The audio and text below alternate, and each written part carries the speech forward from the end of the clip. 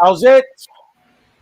Just when I thought things couldn't get any worse, the run in my nose has in fact returned. So you guys are going to get a healthy dose of Ryan, Glenn, Dan, and if Rowan is about all those guys, like the most part, I'll try to find them here there.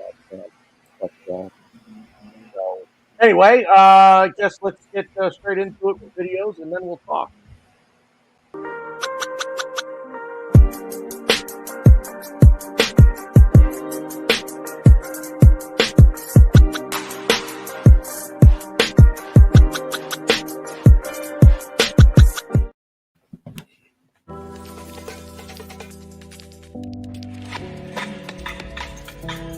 West Cork Beard Company make beard oil and beard balm for a strong, healthy, great-looking beard.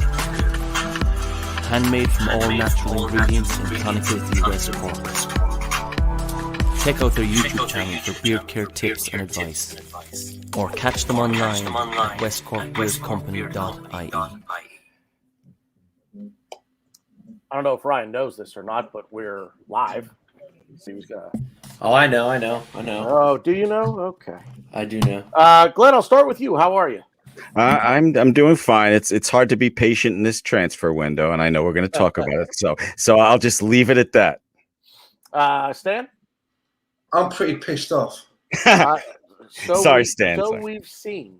Glenn, if you would stay in the group chat, you would have seen all of the.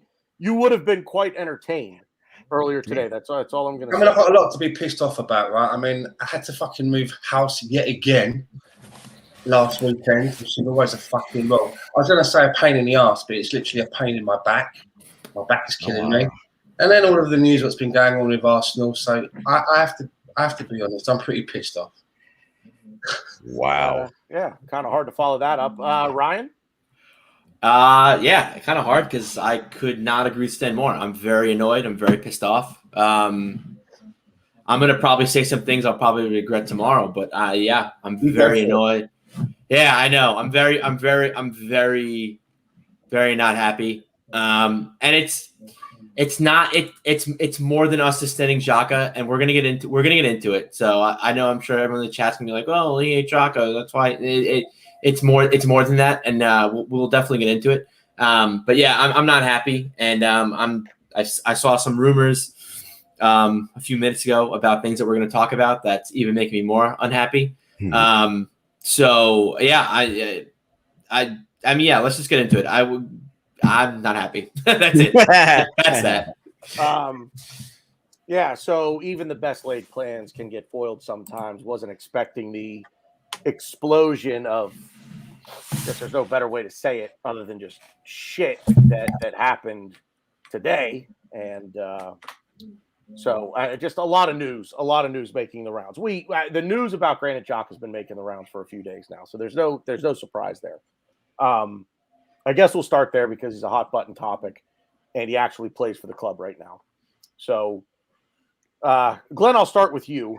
I guess I'm gonna take the 4-year contract that he's been given and reword it a little bit and see if it makes it any more palatable for you.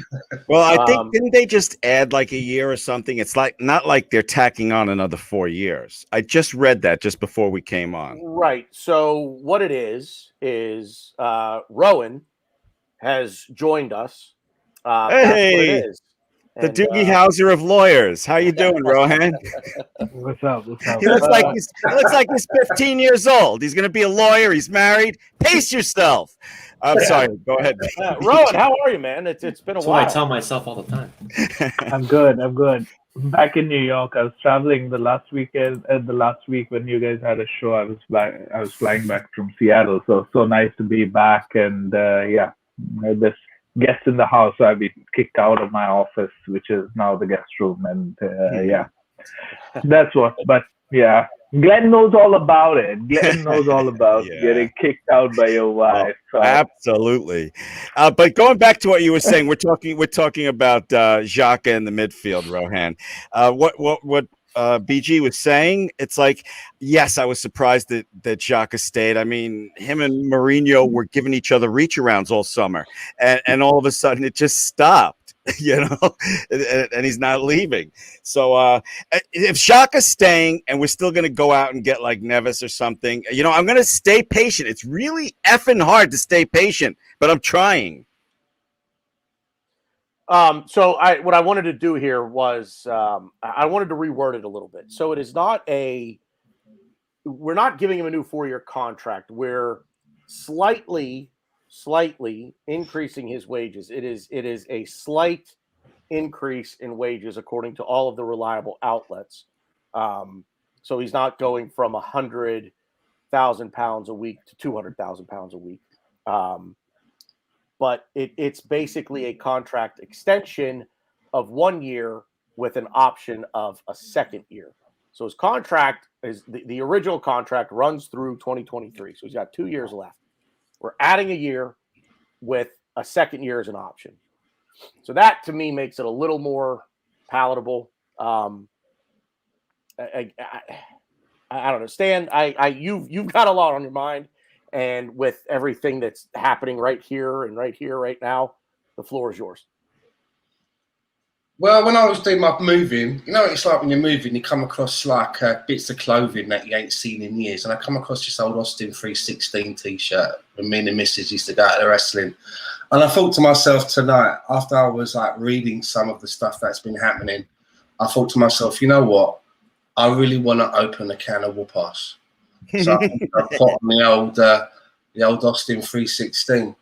And the whole thing is that with this Mikel Arteta era, I was sold on a rebuild.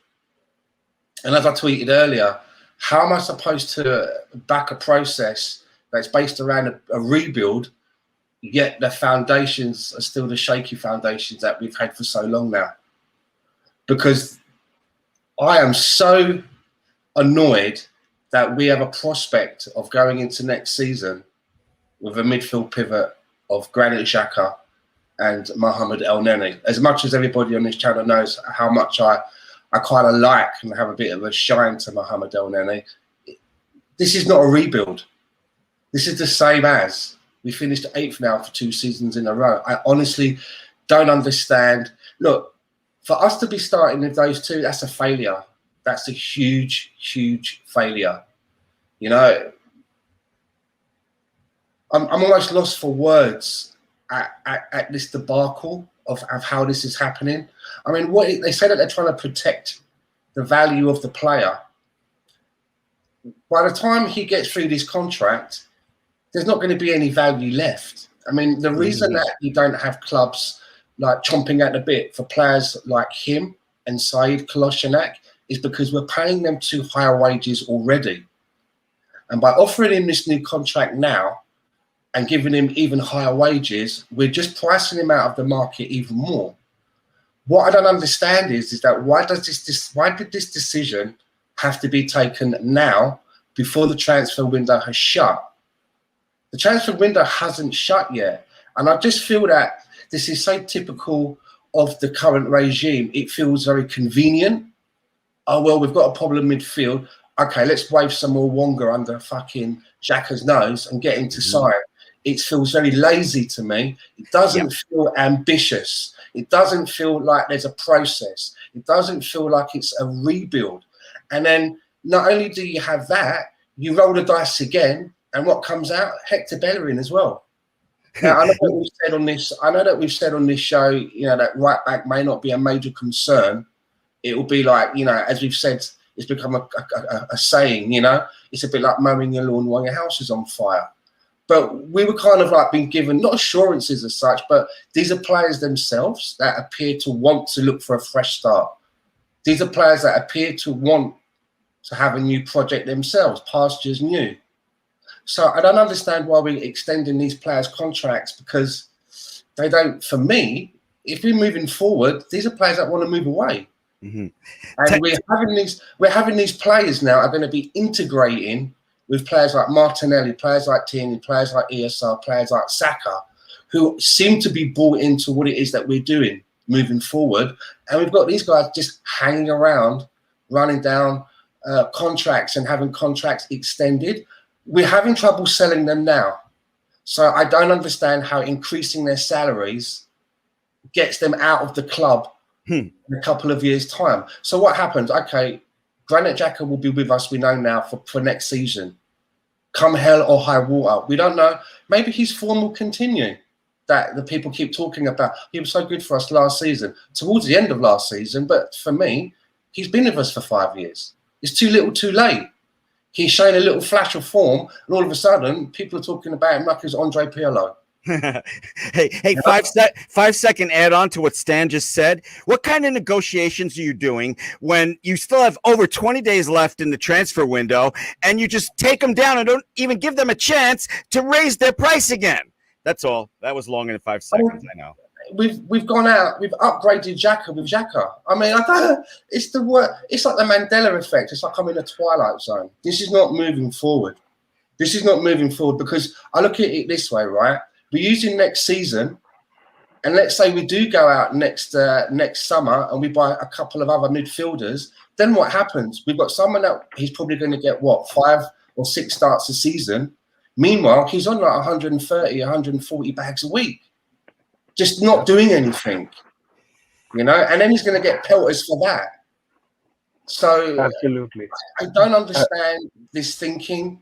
I'm at a stage now where, as you know, that I was trying to give Mikel Arteta till around about October before I was going to pass judgment. But looking at this decision now, I'm like 90-10. I'm up to 90-10 now. 90 that I want. I don't understand. This is not taking us forward. It's very lazy, as I said before, and it seems ever so convenient. Yeah. No, I absolutely agree with Stan. And the primary focus of me joining today on this podcast is for Ryan to give me some sort of motivation to keep going on this like Arsenal thing, right? Like I haven't been as down since I've started following. Right now, there was a Chelsea preseason match. In fact, I didn't know about it till 2 days before the game. And then my friend, who's a Chelsea supporter, he told me about it. And then, of course, I watched it. But, it was almost like I was watching it as a chore, because that's what it's become. And I absolutely agree with what you're saying, Stan. Like, there's 20 days left in the window. And if I don't understand this thought process, what goes on. Rob Holding, we want to sell him, and then we give him a new contract and we make him like captain or something. Now Xhaka, we wanted to sell him, and then all of a sudden we're giving him a new contract. Like, what is that about? Since Xhaka has been at the club, we haven't made the Champions League. So what makes them think that giving him another year's deal is going to do that?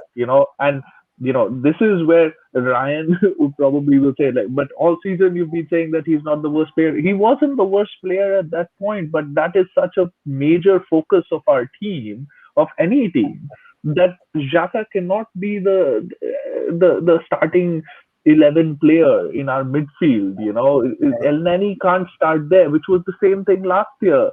And Partey, getting injured hasn't helped. And we're signing youngsters from the Belgian league and wherever who aren't going to start, and this whole thing is absolutely messed up. And that's it's you can't understand what exactly is happening in their heads. Optically this is so bad to give Xhaka that deal. If they gave it to him after the window had shut, at least there was they could have made some story up to say that now, since he's here, we don't want him to run into his last year, etc., etc. But how much are people going to pay for him? The amount that we're going to add right now to his wages is going to be his old transfer fee if he ever leaves, which I don't think he will. So, we're a mess, and I'm just like down in the dumps. Every year before the season, I do a season prediction of, what with my friends of who's going to finish in the top 4, top 6, who's going to get relegated, player of the season, goal scorer, etc. this year I don't want to do it. Somebody reminded me, and I said, yeah, we'll do it because, I mean, honestly, I don't see Arsenal like finishing in the top four. If I say fifth, that's still, just wishful thinking. And I don't want to see Arsenal being, seventh, eighth anymore. It's just like it's frustrating. That's all. Yeah. I mean, I'm not really gonna have too much to add because I kind of agree with everything you guys are both saying. I mean, just put it. I mean, I'll just segue my beer. My beer of the week is it's called Too Far Juice because this has gone too damn far. It's by Fairpoint Brewing in Minneapolis, Minnesota. It's a sour, so I'm gonna enjoy it. But yeah, I don't really know what to add. I've done a lot of thinking since me and Tanner kind of spoke about it briefly yesterday, and I kind of reflected on my love for Elneny and my dislike for Xhaka, and I kind of looked at it, and I kind of looked at both players, looked at what they can do, what they can't do, and I've noticed that, like, and I know you guys will call me crazy, and I know the chat will call me crazy, but I see them similarly in the fact that Elneny is not good enough to start for Arsenal. We're lucky he's good enough to be on the bench for us, and he's had a real poor preseason, which isn't really doing me any favors. Preseason doesn't. I know. It doesn't, and he had, and what sucks is he had such a great preseason last season. So it's really, it sucks because I defend that guy tooth and nail, and I've always said, I always plant my flag on the hill, and I'm a big Elneny fan. I think he does a job for us, whether it's an exciting job, it's not. He's a guy you bring on when you want to just secure the game up. He's not a guy you start. And it's tough because, granted, because of an injury, he may be starting against Brentford. With that being said, I hold the same standard to Xhaka. I think Xhaka he's boring. He's not someone that excites me. He's not a player that's going to get us anywhere as a club starting. He should not be starting. And I've said this. I think I wouldn't hate him coming off the bench, Zach. I really wouldn't. But that's not what he's here for. That's not what he wants to do. And decisions were made. And now the thing that I was talking about earlier was what I saw before I came on was that Sky Sports News reported that Arteta was instrumental in getting Xhaka to extend and sign the new deal. I'll be dramatic, but I don't care. It's like catching my best friend in bed with my girl, because I backed Arteta, and you guys will know I tried my hardest to convince you guys, like he's young, he knows what he's doing. I don't know. I can't say anything. I can't defend it. And it's funny going back to my comparison to Elneny. Had this been Elneny, had we been about to sell him, and had we extended Elneny, I'd be just as mad. Maybe not just as mad, but I'd be mad. I wouldn't be happy. And it's definitely a tough pill to swallow because we're accepting where we are. We're accepting that 8th place is okay.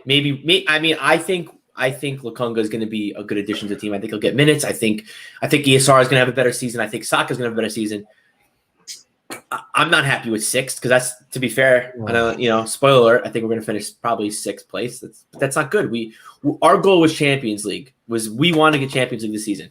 This is not the way to go. Extending Xhaka is not going to get us paid. I've talked to multiple people on various social medias, and people are trying to convince me, themselves even maybe, I don't know, that if we extend Xhaka, it's going to help us out because we're going to sell him for more next season because we're going to have fans in the stadium. So it's going to be generating more money in the top 5 European leagues. So therefore, more, he'll get more. He's going to be older, and we're going to give him a raise. He's going to be in higher wages. I don't buy it. I do think that, this is something that I've tried to convince myself this isn't true. I think Arteta is just in love with Granit Xhaka. I think he loves the player. Well, he's putting all his eggs in that basket. That's for sure. Yeah, and answers him. And it's funny, it's just you have some players that wouldn't see the light of day. Like for me, when Arsene Wenger was in charge, Joel Campbell was the best player. He couldn't get the light of day. And you have Granit Xhaka, who just extend him, give him a house on the beach. And people were saying, "Don't panic." And then the people reply, "Oh, well, when should we start? When do we start panicking?" This is, I don't know, because I'm not going to fully jump off the ship yet because the transfer window is still open. There are things we can do, but I'm nervous and I'm not optimistic. And I don't know. I don't know what to say other than I don't enjoy being 6th to 8th place because that's where we're looking right now. Hey, we're all different. We deal with these situations in our own way. I would be, if I were Arteta and I knew Stan, I'd be worried. If he's losing Stan, he's in big trouble. Arteta. I think right now I'm trying to stay positive. Right, we still got over 20 days in the transfer window. We better still be looking for a midfielder. For me, that's the key question with Arsenal.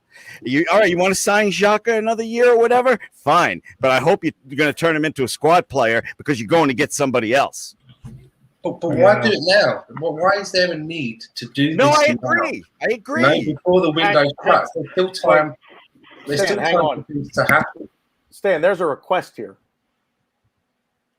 Hell yeah! Is that the best I can do there? That's my best hell yeah.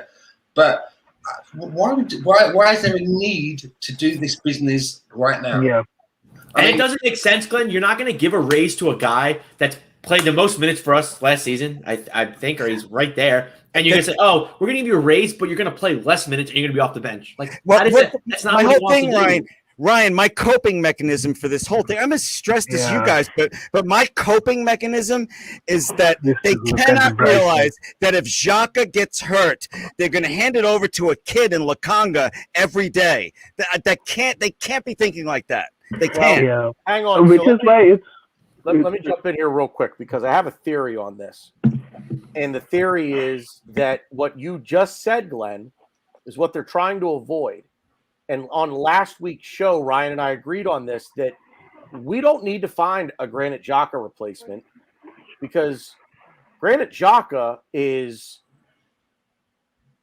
Granit Xhaka is the backup to Thomas Partey. Yeah. So right now, with the Thomas Partey injury, we don't know where that stands. It sounds positive.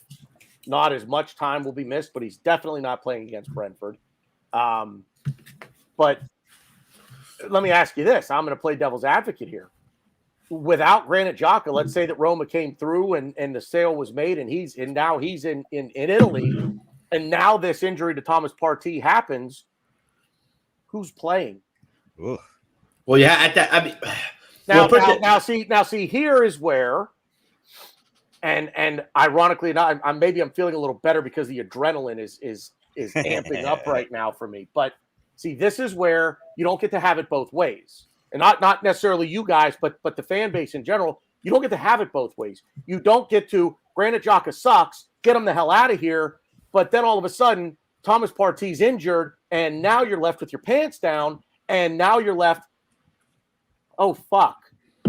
There's no one else.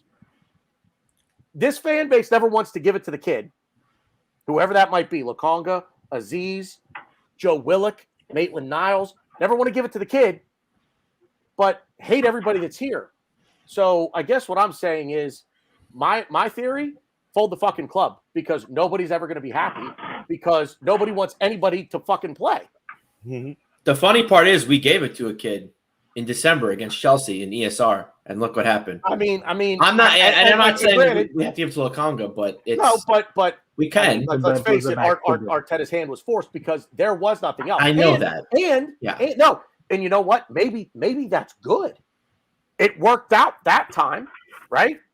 I'm not Ryan, and I'm by no means am I arguing or trying to take the other side. No, you're dead on. And I had it in my head today thinking about all of this. And Granit Xhaka is the backup to Thomas Partey, but who would back up Granit Xhaka right now? Miguel Aziz.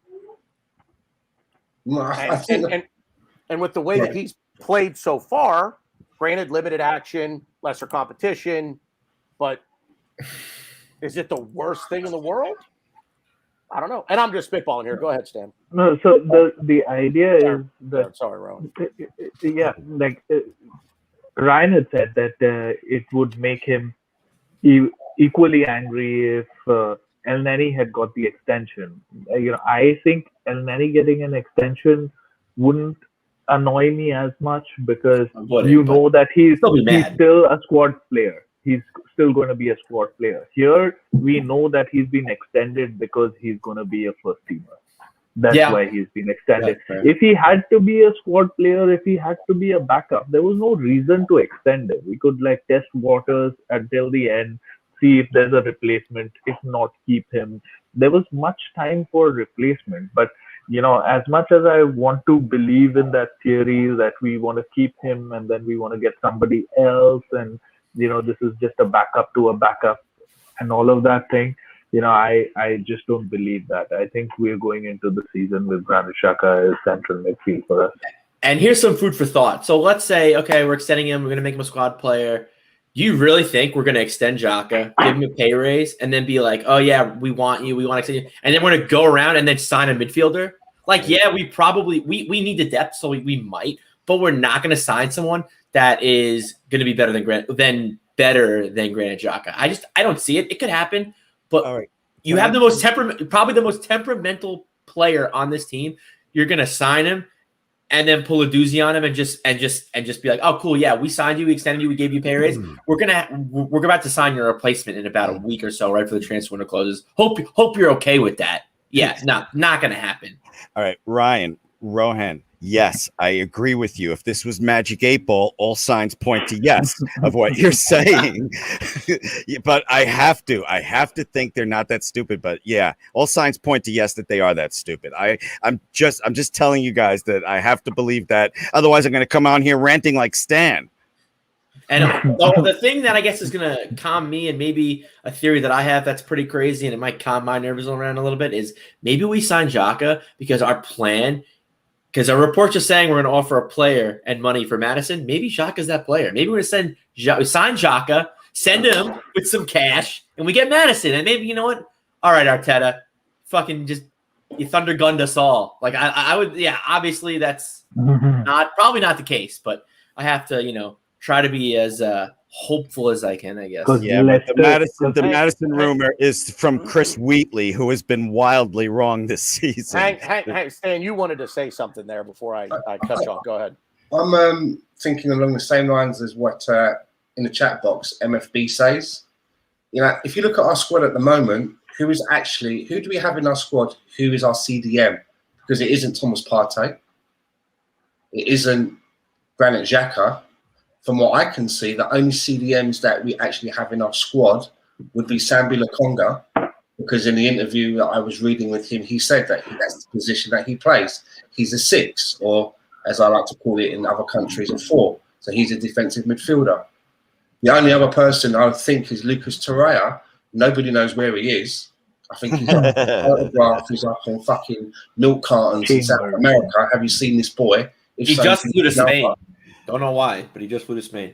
But if you look at the players that we have now, so if you're playing Partey and Xhaka together, there's no real central defensive midfielder in there.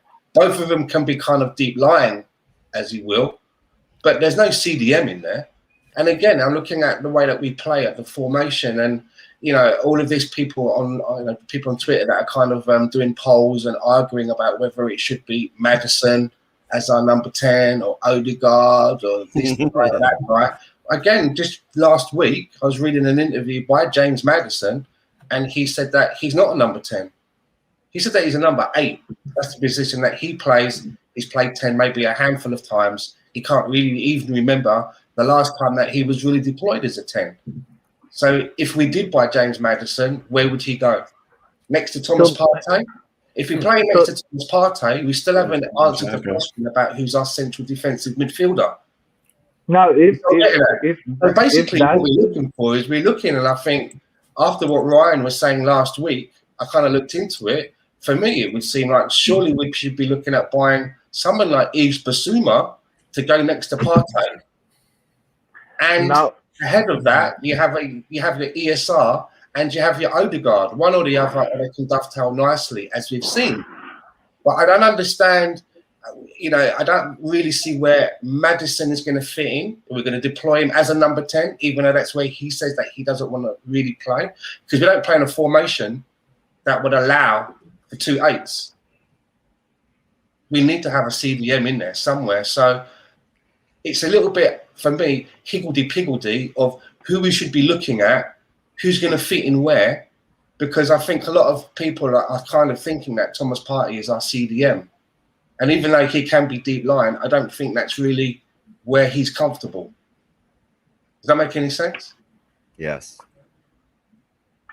So, I mean, at the end of it, if he wants to play 8, then, and we are going to sign him, then, and we're going to spend so much money, then he better play in his preferred position.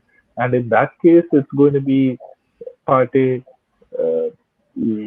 Madison and ESR who's going to be that, and we'll have to force Partey to play a deeper role and play the CDM role, whether he likes it or not.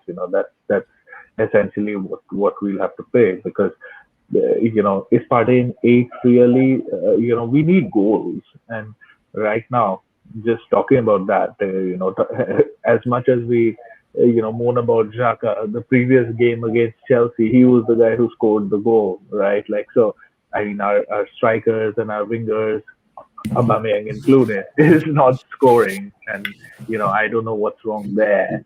And if they aren't scoring, then we need our midfield to score. So, I have a question for you guys. I could be completely biased, and I know I am biased, but maybe it's just me. I didn't think Xhaka's goal was that great.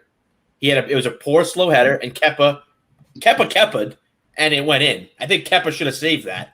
He headed it at the ground, it bounced up, and Kepa was just like, "The fuck is that? Oh, was I supposed to go save that?" I thought it was a terrible goal. Everyone praising Xhaka that he scored. I was like, I'm happy we scored. Yeah, preseason. I mean, I'm good. I'm glad you scored, but I'll be upfront about Xhaka about something. It's like, I was listening to a podcast today, and they were kind of saying he's been given a new contract now, so just get behind the team.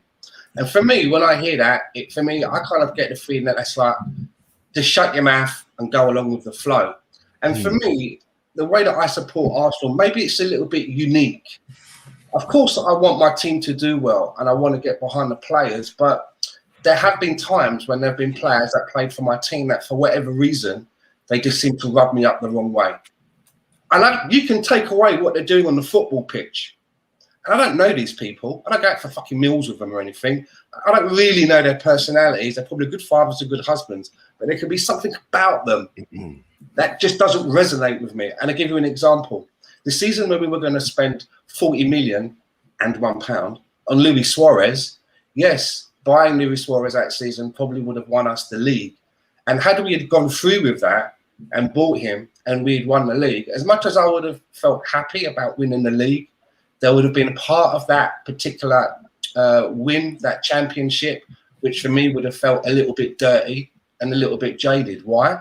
Because me personally, I just don't fucking like Luis Suarez. Something about him. There's players in the game that for me, they just don't resonate with me, and I wouldn't want to see him wearing an Arsenal shirt. I could pick another name out of the air. Hold on. Joey Barton. I would never like to see him line up for Arsenal. And I'm like that. Sometimes I get too much into it, and sometimes it's like, I just don't like this guy. And for me, all people can talk about, they can talk about Xhaka having a great season last season, finally.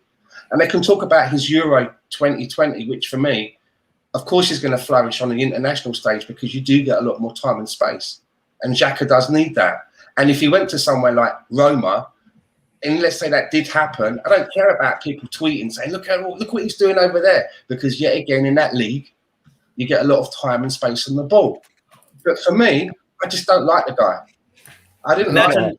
That's another thing I was going to say I didn't like the way they threw the armband down. I didn't like any of all that.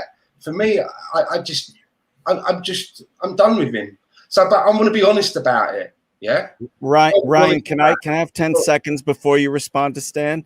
Go for it. Stan, I felt that way when we were linked with Zaha. To me, he was a cheater. I don't want to see a guy taking dives in an Arsenal kit. So I would have supported him, but I would have never liked him if he kept up that fake diving on Arsenal. I'm sorry. Go ahead, Ryan. No, the only thing is I was just going to praise Stan. It was a good point I was going to mention earlier is people talk about how amazing Xhaka was in the Euros and how he should have been team of the season. Stan brought up a good point is international play, it's slower. You know, the Premier League is the quickest league in the world. So it's like, I don't know. I just feel like people grasping for straws trying to really support Xhaka when it's like, fine, you can like them. You could be the opposite of Stan. You could just like him to like him. That's fine. Think you're fucking nuts, but that's fine. You can. But it's like, yeah, but then it's like, yeah, look at the overall picture and like he's not gonna push us forward. Being in the starting 11, he's not gonna get Champions League. He hasn't done it since he's been here. And shout out to whoever in the chat room said it. I was gonna call them out, but I forgot. Sorry, Rohan, you're back, but you had to see. Well, I don't know if you did see it, but neither has Aubameyang. Aubameyang hasn't got us to Champions League either. So. And just one other thing to add to Ryan, all the teams that we want to be chasing are making all these terrific signings. And we're sitting here, let's re-sign Xhaka. Oh, I let it out for a second there. Sorry. Yeah, what? I mean, even if we go ahead and we spend the money and we get someone like a Lautaro Martinez, right, which is going to be, 70 million euros. And we get, again, I don't know where this money's coming from, by the way. I don't know if there's like a secret garden at the back of the Emirates with a money tree that's been shaken. I mean, 77 million for someone like Lautaro Martinez. We spend, 60 plus on maybe a Maddison. Even if we make those acquisitions and you throw your Ben White in there, that midfield, if there is no surgery done there, and we continue with somebody like Granit Xhaka, in my opinion, those are the things that we've added. And as great as I would love to see Lautaro Martinez come to Arsenal, as much as I would like to see somebody like a James Maddison or Martin Odegaard even to come back permanently, by not addressing that party area, getting that done right, having the right player who's slightly defensively more minded. Again, somebody who had the similar attributes to the Torreira, there's always going to be fucking problems. There's always going to be problems until we get that addressed. And I'm going to say it now. I've just got this feeling that when we line up against Brentford, we're going to see, Aubameyang on the left and Lacazette going through the middle, because he ain't got the fucking cojones to make a decisive decision of who he wants to play up front. And I can see it. It's going to be the same. It's going to be what we've seen before. I can feel it in my waters, man. It's going to be that. It's going to be that. Lacazette, Aubameyang on the left again, and Lacazette going through the middle. And I've just seen it. I don't want to see any more of it. And it's funny too. So we were I feel like, well, you guys weren't. I said this from jump last season that we were going to be bad.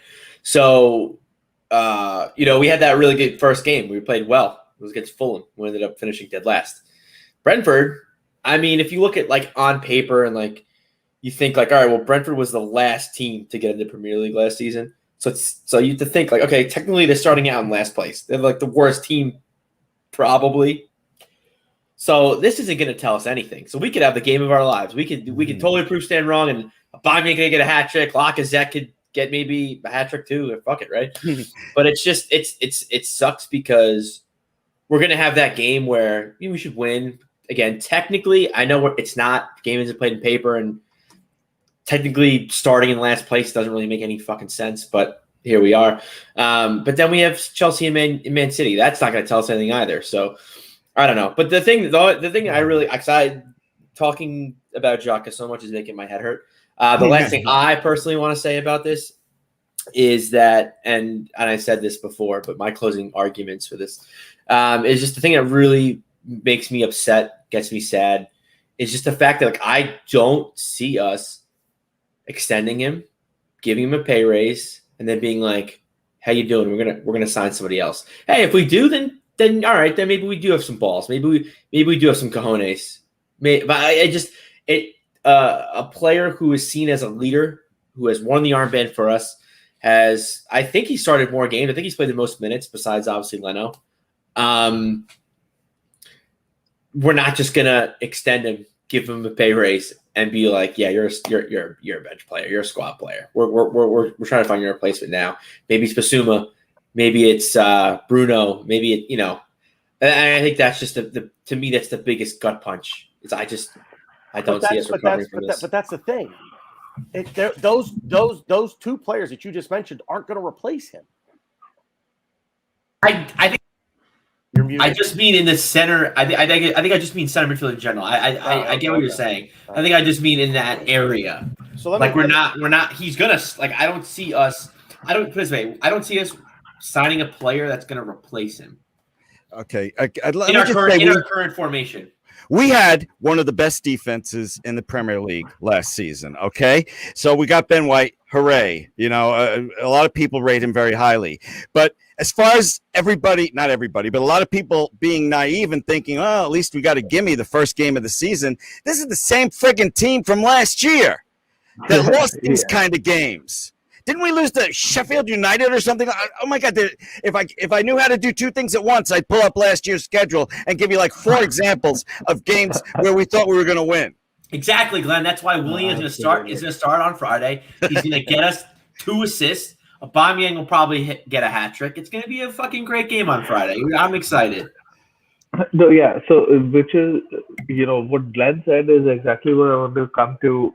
Moving on from Xhaka, was that we had an okay defense last season. Defense wasn't really our biggest problem. Our biggest problem was not scoring goals, right? And I don't see any change there as well. We've not made any changes, and of the preseason matches that I have seen, I haven't seen much movement in terms of our formation or our players, etc. So our biggest attacking change is actually Ben White, who can play the ball out from the back. Is that what our strategy is now? Because it's bloody boring. Even that Chelsea game, I found it to be really boring. We weren't doing much. The best chance that we had there, apart from the goal that happened from a corner, so set pieces really don't count as chances created, was a shot from outside the box by ESR. Other than that, we didn't create anything, and that was the story of the season. You think, Brentford is probably going to come there to, frustrate us. We're going to have a great day if they come out as like Leeds did or Norwich do, and things like that. Flying, come out flying and then allow us space. But what if they sit back? What's our plan? And that's why we move from the depression in our defense or midfield and move to the depression in our offense, because we've got the same story there. No change, and I don't know where that's going. I just want to point out, was it stylistic? I can't read, so I apologize. Wolves, Villa, Everton, do the double. You know what the sad part is? A, it's very possible. B, this is who we're competing with now. This is our level. No, we're not with Man U anymore. No, Stylistics is saying they did the double over. Whatever. Well, it doesn't matter. Then I'm gonna change up what he said, and I'm gonna say they might do double. And these are the fucking teams that we're competing with. We're not competing with Man U anymore. We're not competing with City, Liverpool. Maybe we're competing with Tottenham because Harry Kane's gone. That's about it. You have a team like Leicester who may give us Maddison, which I do think I actually think we'll sign him. So, and I know some of the chat said, Patrick, he said in chat, be more optimistic. We'll make more signings. I agree. I think we will make more signings. I don't think we're gonna strengthen our defensive midfield, 8s and 6s. So it's rough because to me, I know what Rohan said, that was our biggest problem was not scoring goals. And I agree with that. But I think our biggest problem was our midfield. We lost the midfield battle every game. We couldn't make that connection from our defense to our offense. Yeah, exactly. They go hand in hand. Exactly. And that attributes to our attack. And when Aubameyang tied for the Golden Boot, the stats showed that I think his his XG. I don't know how much you guys like XG, but it was through the roof. It was higher than normal, and people were like, "It's not going to be like that ever," and it wasn't like that last year. And look what happened. So, and I'm not saying Aubameyang's done. Maybe we'll get to that. Sorry, Rohan, but I just think that the midfield is the most important thing, and I think Maddison will help us, and I do think we'll get a Maddison type player. I just don't think that someone like a Granit Xhaka is just going to be okay, cool, you're off the bench, you're on the bench now. It's just not going to. It's just, and it worries me, especially with a player like Partey who's had, again, I know Glenn, it doesn't matter, a player like Partey who's had a tremendous preseason and has really shown what he could really do when not playing the Xhaka role, or I guess not playing the defensive midfielder. So yeah, there's that. So let me ask a question. And Stan, I'm going to start with you. This is it. This is the team. This is it. Gabriel Martinelli will come back from the Olympics. Gabriel Magalhaes will come back from injury. Thomas Partey will come back from injury. We'll get Bukayo Saka back from holiday. Lucas Torreira is going to stay. He's not going anywhere. Wait, is that speculation, or did you see? This is hypothetically speaking. Oh, okay. And I'm going to ask all of you the same question. Wait, what did you just say? I missed what you just said. This is the squad. Okay. No more additions. No more subtractions. This is the squad. Come August 31st, which is 4 weeks from today, where are you? How do I ask this question? Are you still supporting Arsenal Football Club, or will it piss you off enough that this is what they gave us over the summer that you just say, fuck it, I'll look at the line score, I'll look at the box score, I'll see who scored the goals, I'll see what the final score was, but I'm not wasting my time watching this anymore. That's it. Or are you still getting up as early as you can to watch? And well, I mean, even last season, I stopped getting up at the 6 o'clock ones and some of the odd 4 o'clock ones, which I did before. Now that I've moved to Canada, I did do that, but I was like, no, fuck this shit. Especially on a Sunday, right? You get up at 6 in the morning, and I'm one of them now. Once I get up, I can't go back to bed, but then I'm drowsy all day. And then work is on Monday. So it kind of ruins me a little bit, but that was what I was prepared to do. I ain't doing that shit anymore. I would. Oh, I'm sorry. I thought you were done. Go ahead. But for me, if we're gonna shell out 60, maybe 70 million on a James Maddison, I just think that for a club that where we are with the shortness of bodies that we have in the midfield, wouldn't it be more prudent to spend that amount on 2 players? I'm sure that amount may get you Odegaard and maybe a Basuma. I'm sure it does more. I just don't see that we're that. I don't see that we're in that position where we're going out and shelling out fucking 70 million. Do you know what I mean? On a bit of a fancy dandy kind of a player, when there's other things around that need to be done. It's no good going out getting a James Maddison if there's still nobody who's going to be able to sit in front of the defence and help mop up and help make sure that we can clear our lines. It's not going to help. So we have to look at the fundamentals first. It's a little bit like when we needed a central defensive midfielder, and Arsene Wenger comes back with Andre Arshavin, bless him. And as much as I love the little Andre Arshavin, it wasn't what we needed. Do you know what I mean? Hey, he was my favorite non-superstar. I friggin' loved him. I have his kit, so yeah. Oh, Ryan, I love you even more, my man. I just feel like we're like, instead of like going out and getting a decent keeper, we're using an outfield player to play as rush goalkeeper. You know what I mean? You know, how can we be going into the start of next season and we don't have a proper backup keeper? I mean, this is like real fucking panic stations. But the thing is, it's not like there's a shortage of them. There's people out there where you can go and get something done. And again, it just seems like the things that need to be done, someone in the midfield with Partey, a backup goalkeeper, there's all this dragging on and oohing and ahhing. Yet they do the convenient thing by thinking, all right back, midfield, we'll just fucking extend Bellerin and Xhaka. Do you see what I'm getting at? This is what I'm saying about these people.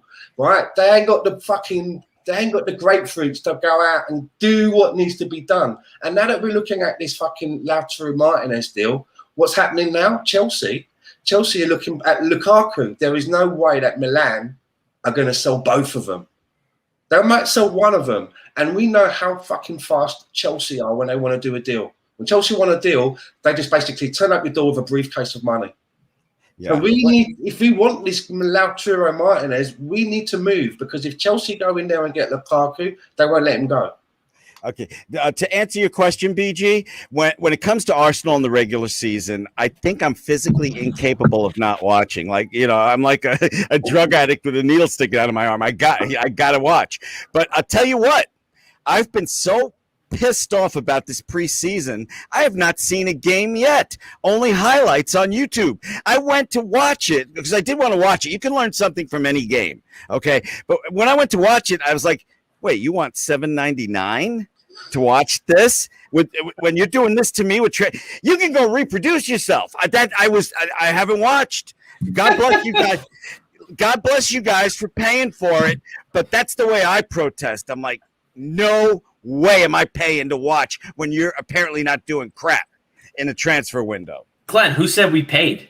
Oh. Yeah, well, I'm old. I don't know how to do those links you guys do. No, yeah, I guess it was on YouTube. Yeah, to answer that Tan's link question, is on YouTube, Glenn. I'm always going to support this club. But yeah, I don't know, I do love doing these with you guys, obviously. So I want to watch the games and I want to have content and I want to be able to converse with you gentlemen, you lovely gentlemen. But I don't know. I don't know where I'm going to be if things stay the way they do. I don't think they will. I do think we're gonna blow our load on one big signing. I don't know who, but I don't think it's gonna. Maybe I'm wrong. I don't think it's gonna improve us to where we're getting to Champions League. I think we still have a long hill to climb. I don't really see positionally. I don't really see us improving. I do hope, in knowing that this is pretty much the same team as last season, I would love to see Lokonga get minutes. I would love to see Aziz get minutes. It worked with ESR. What's the worst that's going to happen? And I'm not saying we're going to play 11 kids. I'm not saying that, but someone like Aziz who is transformed, physically transformed over the offseason. And he's, again, I know, Glenn, it doesn't matter, but he's done bits. He's done bits in the preseason. So he's someone I think, and again, this is my positivity speech I guess I'll give. There's rumors we're not sending him out on loan because he did such a good job in preseason. So yeah. No. First of all, I'm not the god of preseason. Doesn't mean anything. Craig from Same Old Arsenal had one of the best tweets. He's like, the year of the Invincibles, Arsenal had like the worst preseason ever. I'm just so it just proves it doesn't mean anything. This is exactly what I want to say, right? I have seen many preseasons where Arsenal have been stellar preseasons. I can remember a preseason where I was like, fucking hell. Who is this Eddie Nketiah kid? He's banging them in. I've seen it before. We've gone out and we've hammered teams like 4 and 6, right? And he's got a good preseason too. I get all excited. We start the fucking season and we get humped in the first 2 games. I've seen it before, so I don't really read too much into these preseasons anymore. Whether we play shit or we play good, I would say the one thing that does concern me though is you would think that a footballer of the supposed caliber of Aubameyang, he should be banging them away in pre-season because, like I said before, you get a lot of time and space. You've got a lot more movement. He should be fucking banging them in a pre-season game for fun.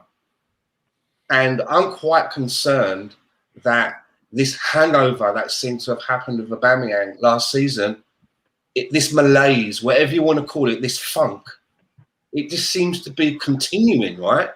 It's continuing, and I don't know how you guys feel about it, but I want him coming off the bench. I want Pepe and Saka. I want Aubameyang coming off the bench if Laka needs a breather. I've seen other podcasts where they're going, look, back when we offered him the contract, I hate these people that always do this generalizing. We all wanted him to sign. Well, I fucking didn't. Tony Turner didn't. I know a few others. All this, we all know. There are some people that have got their own fucking individual thoughts and stuff, right? And I remember talking to Rohan about it. I said, can I play devil's advocate? And we were talking about whether it was a good thing or not. But I'm extremely worried about the form of Aubameyang. Really worried. And I haven't spoken to Rohan. Rohan's not been here for a few weeks now. And I know that Rohan, you are, you've been a big supporter of Aubameyang over the time that he's been at Arsenal. But what are your thoughts on this? Do you still believe that this guy just going for a bad run of form? I mean, he's getting in No, position. not really. Right? He's getting into the positions. So I think, last season there was a clear lack of effort more than anything else. The tracking back, the body language, and all of that was a major problem. But what I also believe is that his bad patch of form started in like October of last year, right? We won the FA Cup with him scoring in the final and the semi-final in August, right? We won or the end of July. So August, September, in 2 months, this guy absolutely has lost his form. A proven goal scorer who scored countless goals for Dortmund and here, is not able to get into positions, not getting chances. I would think there's more to it than just him being out of form or him not wanting to play and just because he's got the money. Because for those people who get 250,000, they already have so much money that 350,000 is not going to suddenly make them lose their will to play. That's kind of the issue. So it's on Aubameyang, because I think that he should be a professional and he should be able to pick up his socks and get into positions and fight his way and get those goals. But I also think if he is the talisman, if he is paid 350,000 pounds a week, then Arteta needs to plan on getting him firing, and I don't think that's happening either. He'll get his games. I'm not ready to give up on Aubameyang yet, but I would like to see them strip the captaincy from him, because you're supposed to lead by example. I'd find it difficult to believe as well that we're paying this guy now 360 or whatever it is to cross balls in from the left, because that's what I saw during that last friendly. And I'm like, he's crossing balls in to who? I want him in there receiving those crosses. I want him in there. I want someone else crossing that fucking ball in and Aubameyang being in there. But what worries me the most is that he is getting into some good positions and he's just making a fucking pig's ear of his efforts. So I'm concerned, because if the Lautaro Martinez deal comes through, are we doing that irrespective of Lacazette going out or one of the other forwards coming out? If we can't shift Lacazette or Aubameyang, is that deal still going to happen regardless? Because then we're going to have real. We're talking about clearing dead wood. Well, the lumberyard's getting fucking bigger then, isn't it? Do you know what I mean? It's like there's more wood piling up, right? Look, I mean, Saeed Kolasinac came on in the last friendly, man. His boots are still touching fucking turf for Arsenal. I mean, this is not looking good. I agree with you guys, but here's the deal for me. Okay, Aubameyang's report card does not begin for me until the season starts, and I hope he's coming off the bench. I don't think he's done at 32. That's it. I mean, I think you guys all know where I come down on this. And I, from everything that I hear, that I read, I'm the only guy that thinks this way, with the exception of maybe 10 others in the entire fan base. It's either Aubameyang is finished, he's done, ship him, throw him on the thing, ship him out to sea, and fire the flaming arrow at him and set him on fire, or this. And Lone Star, I'm not calling you out in a negative way. Please don't take it that way. Or you get this side of the fan base, never worried about Auba, worried about how we get him service. He's a super player. Two things can exist at the same time. Auba is a super player. He really is. And when he leaves Arsenal, which he should this summer, he should last week leave Arsenal, he will find his form again wherever he goes. Because wherever he goes, that club will figure out how to get the most out of him. Mikel Arteta is so concerned, and to a degree he should be. So I don't want this to come across as a criticism of him, because it's not really. But he's so concerned with getting his system in place and getting these players to play his system of football Aubameyang just doesn't suit it, and he's not adapting, nor should he really try to adapt at 32 years old to it. So you have the immovable force meeting the irresistible force meeting the immovable object. So where's the give? There isn't one. Aubameyang has to go. He's not going to score goals in this system. And everybody says, oh, look what he did in the FA Cup. Different system, different tactics. Completely different setup. So you guys that are so down. I'm sorry, Rohan, real quick. So you guys that want Aubameyang out of here yesterday. Who's the backup after Laka? Balogun. Okay. Eddie or Martinelli. I mean, right now, yeah. I mean, Stan's actually right. Right now, it would be Eddie.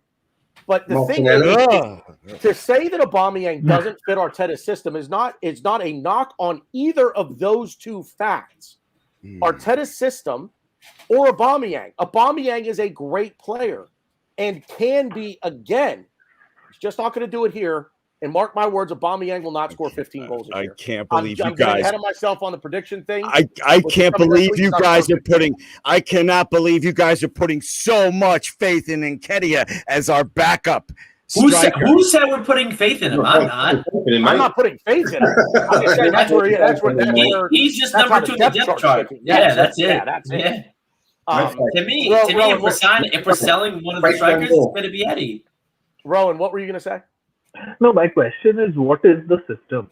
You know, he's been here for a year and a half. What exactly is the system? Okay, look at Manchester City. That's the system. He does not believe in a pure out-and-out striker. I mean, City. But he was not playing as a pure out-and-out striker even when Arteta just came. He's never played as pure out-and-out striker in his Arsenal time, at least. The only time he's played is with Arteta, actually.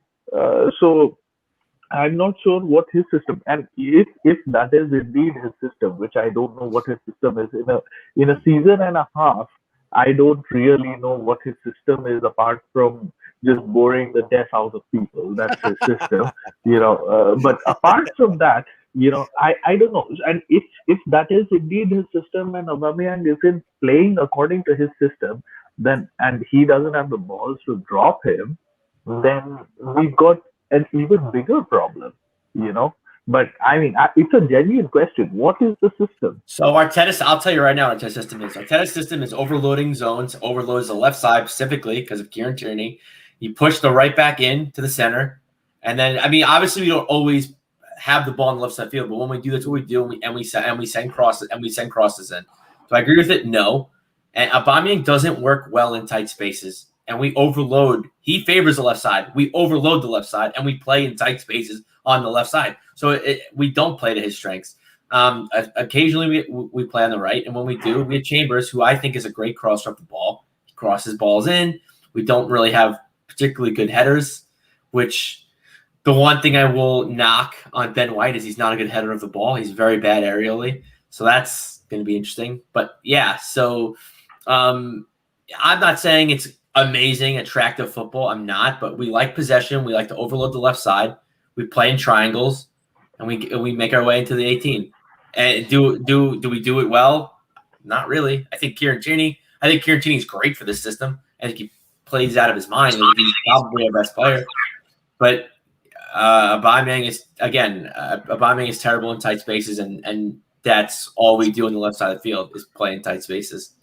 We like possession, and against all the big sides last season, we had less possession. And the game that really comes to mind, the only game that we probably won in the second half of the season of that magnitude was against Chelsea, in which we played with like 30% possession and won the game on a back pass that was really bad, and which basically cost us the game.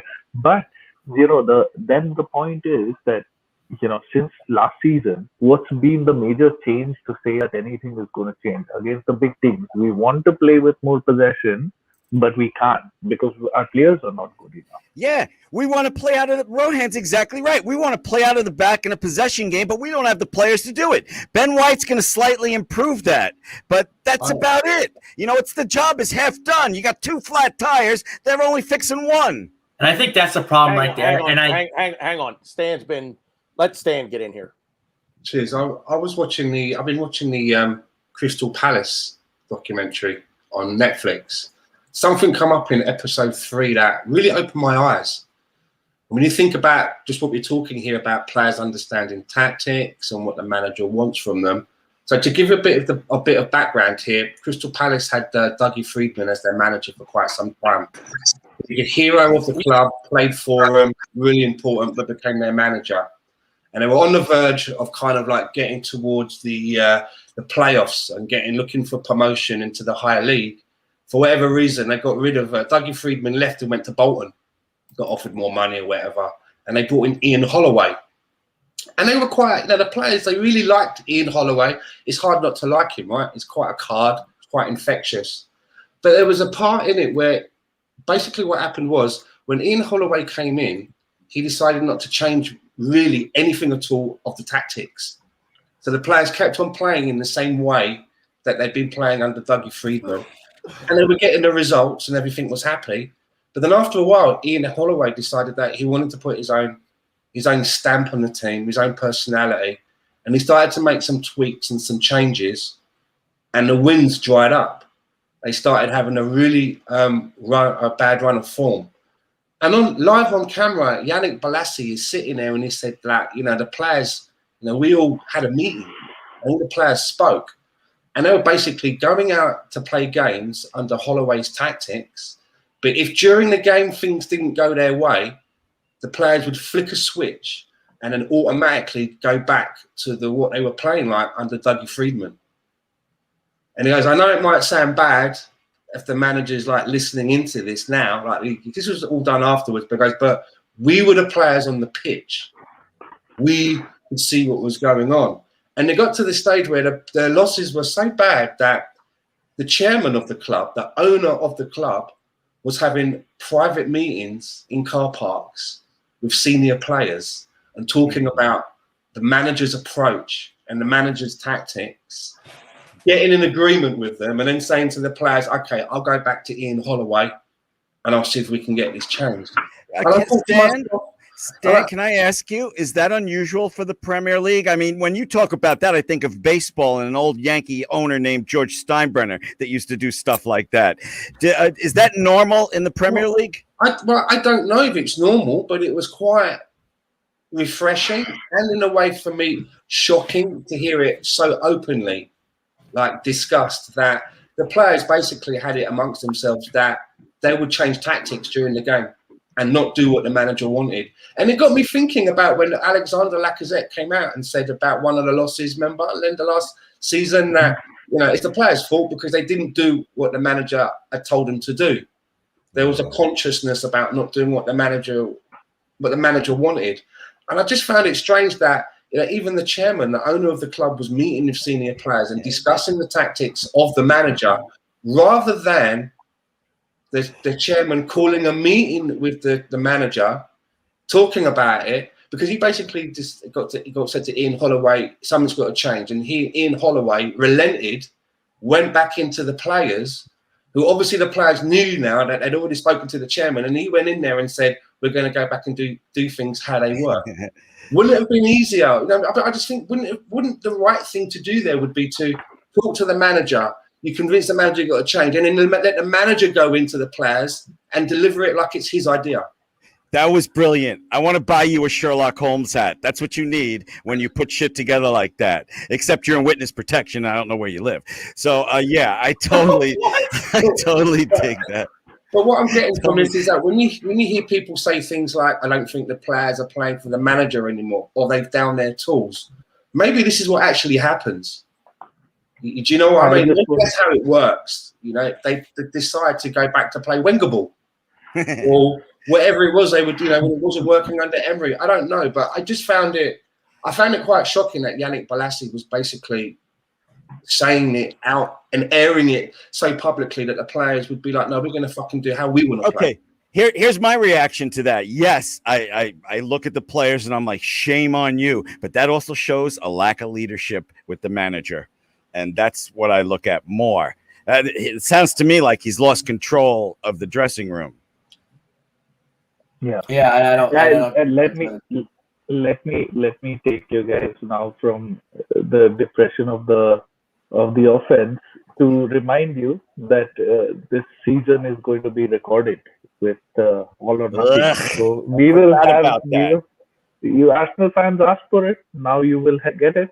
Now You no know, Arsenal fan ever asked for it, but we are still going to get it. And now people can get cheap laughs out of it. yeah. That's what happens, right? Any show that you watch, which is a neutral show, because all of Arsenal shows are super. They are all super depressing, and everybody is like, oh, poor us. That's what we do. But then outside of Arsenal, we are sort of, in comedy, you have something called punching down, right? If you make fun of like a handicapped guy for being handicapped or something like that, that's called punching down, right? Like Arsenal has become like punching down wherever they have a joke or they feel like their viewers are not engaged, then they can just make a joke about Arsenal. And this is perfect fodder. What we have done with going on Amazon. One side is Manchester City, where Pep Guardiola loves the camera and he comes out and he's like, sort of the charismatic self. And then there was Tottenham, which was a complete, it was just funny to watch them with Jose Mourinho, etc., etc. And then now it's us. It's our turn. And each part of this journey, with Granit Xhaka being the leader and Aubameyang not understanding what Arteta's tactics are, and us switching tactics mid-game, and Arteta, saying that we're going to win Champions League. By the way, Champions League is due next season or this season? When are we supposed to win the Champions League? We said Next season. Next season we are winning Champions League. Yeah. So, and people making fun of that, and all of that. All of this is coming, just remember that. Don't forget. Yeah, thanks a lot, Rohan. Real quick. Thanks a lot, Rohan. I didn't think I could be more frustrated. Then you reminded me of that stupid documentary. So you put a little stinky cherry on top of that rotten cake. Thank you. Okay, go ahead, Ryan. No, I guess the one thing I wanted to say about Stan's really good point with the whole Palace thing, and I don't know how true this is, but I feel like we're like a bigger club than Palace. Well, we are a bigger club than Palace. So I feel like you feel like I don't know, dude. After today, I don't know. I question myself. But yeah, I feel like that won't happen at this level. But yeah, I mean, I don't think our players as a whole really have an identity. I don't think we really have a leader. I think Luis was something. I think Xhaka is something. But again, if the players that are leading by example, the ones that are making the mistakes leading to goals, it's very tough to have a personality. It's very tough to have an identity and a strong leadership, a core leadership. And then you have Aubameyang, who's not a leader. So I think, I don't think it's going to happen because I think it would have happened already. But Aubameyang, I guess, I don't know how I got here, but Aubameyang just needs to get stripped, and we need a new foundation. And someone, I'm not saying Lokonga needs to be captain, but I'm saying we're bringing in players like Lokonga who are captains of big teams. Anderlecht is not a small club. But yeah, Belgium's not the biggest league in the world, but Anderlecht is not a small club. And at 21, he's a captain of it. I mean, we're doing the right things in that I guess situation, but we need to start shifting our attention, for me, to Kieran Tierney. And we need to really focus in on our leadership. And I don't know where I'm going. I think I'm just still miserable at the Xhaka extension, to be fair. But yeah, I don't know. But what happened to Tierney becoming captain? Like, have you just forgotten that we have him in the team? And I think Aubameyang is going to be our captain until he leaves the club. Which I don't know. I think I retweeted this, or I saw it somewhere. I don't know where I saw it, but it showed all the Arsenal captains and like their reign, how long they were captain for. And it said that if Aubameyang is captain until his contract expires, he will be the longest tenured captain in Arsenal history, except for Tony. So he'll be second. He'd be right behind Tony Adams. And I think Arsenal are doing some crazy. I think Arsenal are doing some grand social experiment to see if they can drive their 12 million fans around the world insane. Okay, let me tell you something. They take away the captaincy. This is what they're going to do because they want to make us all insane. they're going to take away the captaincy from Aubameyang and give it to Xhaka, just to make us all crazy. Knock off a few thousand more people. It won't be. I don't think it'll make people crazy because honestly, there are people out there that I see every day on social media that would love it, and that would be like, yes, we got our team back. Xhaka's our captain, right where it was all along. Like, there's people that are like that. So. Yeah, but you know what? That number's dwindling. There are guys like Tom from the Gooner Talk that made a terrific video on what Xhaka does, and he was not happy, about it either. There's lots of people. That's the only example I can think of right now. And to Enigma's comment, there are a lot of people. Enigma, I guess you're not on Twitter. There are a lot of people that are excited about us keeping Granit Xhaka. A lot. It's an alarming number of people that are excited that we extended him. And to be fair, the extension, it's not the extension to me. It's the fact that we need somebody in his position and we're giving him a pay raise. To me, I don't even care about the extension. The extension's whatever. Like maybe we can sell him for more money, or maybe we'll sell him to a better club. I don't know, but it's the pay raise and then us expecting to sign somebody else to play his position. It to me is. I don't know how many Xhaka supporters think he's going to get better. I think we've seen what he's got. One day he's pretty damn good. The next day he's giving it away. I don't know what to say, but he's not getting any better. I mean, if you're giving him a pay raise based on what he did at the end of last season then you're giving him a pay raise for doing what he's supposed to be doing. All right. And the thing I don't get to is like we're known for overplaying our players. So we're just going to constantly just give everybody, you get a pay raise, you get a pay raise, you get. It's like, let's just double El Nenny's salary. Like, Partey's going to be hurt. Let's just double El Nenny's salary because he's probably going to play more games, right? Let's just do it, right? Let's get fucking weird. Who cares? I wish I had the energy. I wish I had the energy. Backup goalkeeper. Still haven't done anything with this yet. Andre Onana pulled out of the Lyon negotiations because apparently there are a few other big clubs that have come calling. Have to assume we're one, right? Have to assume that going and getting a goalkeeper like an Andre Onana from Ajax, for those who don't know, it's £5 million. I mean, this is a no-brainer to me. I heard they want 10. I heard they agreed Lyon for $5 million. I didn't hear that. I heard they rejected Lyon because it was too low. Nope. Well, Arsenal promised that 18-year-old kid whose name I can't pronounce that he's going to see lots of minutes. So I don't know if a backup keeper, they did not promise him minutes. They promised him the third spot, which is where he currently is. Okay. All right, then forget what I said and go on. I don't know. I think we're panicking because to me the ideal signing for Onana would be in January, but we as a club can't wait that long because I think Leno's last season's this season. Well, no, he's got another year left. No one. No, I think we're selling. I think we're going to sell Leno. I think we're going to run Leno's contract. I mean, we could run his contract out, but I don't think we're going to. I mean, another team isn't going to wait until January. I agree with that. Because he can't play till January, Onana that is, but I don't think I don't think another team will let him go the entire summer. But we've still got Runnison. You know what? Show's over. Next topic. Show's over. I don't get you guys. I rate Leno. I'm perfectly happy with him as number one, and you guys, get him out of here. Yeah, but Runnison no one's got a bigger boner for Leno than I do. The deal fell through for Runnison to go to Turkey, probably because you're paying them too much. So can't we just mud along with Leno and Runnison until January and then going for someone like Onana and try and have it packed, worked up until then, and then try and shift Runnison. Absolutely. Money has to be spent somewhere else. That's the problem. We're not happy with Nkunku and Runnison as our 2 and 3. I'm not either, but we need you did a deal now for Onana, but it doesn't come until January because I honestly don't understand the thinking of paying £30 million for Ramsdale. I honestly do not fathom that. I get it that he's homegrown, which means it would free up another slot, maybe for the midfield.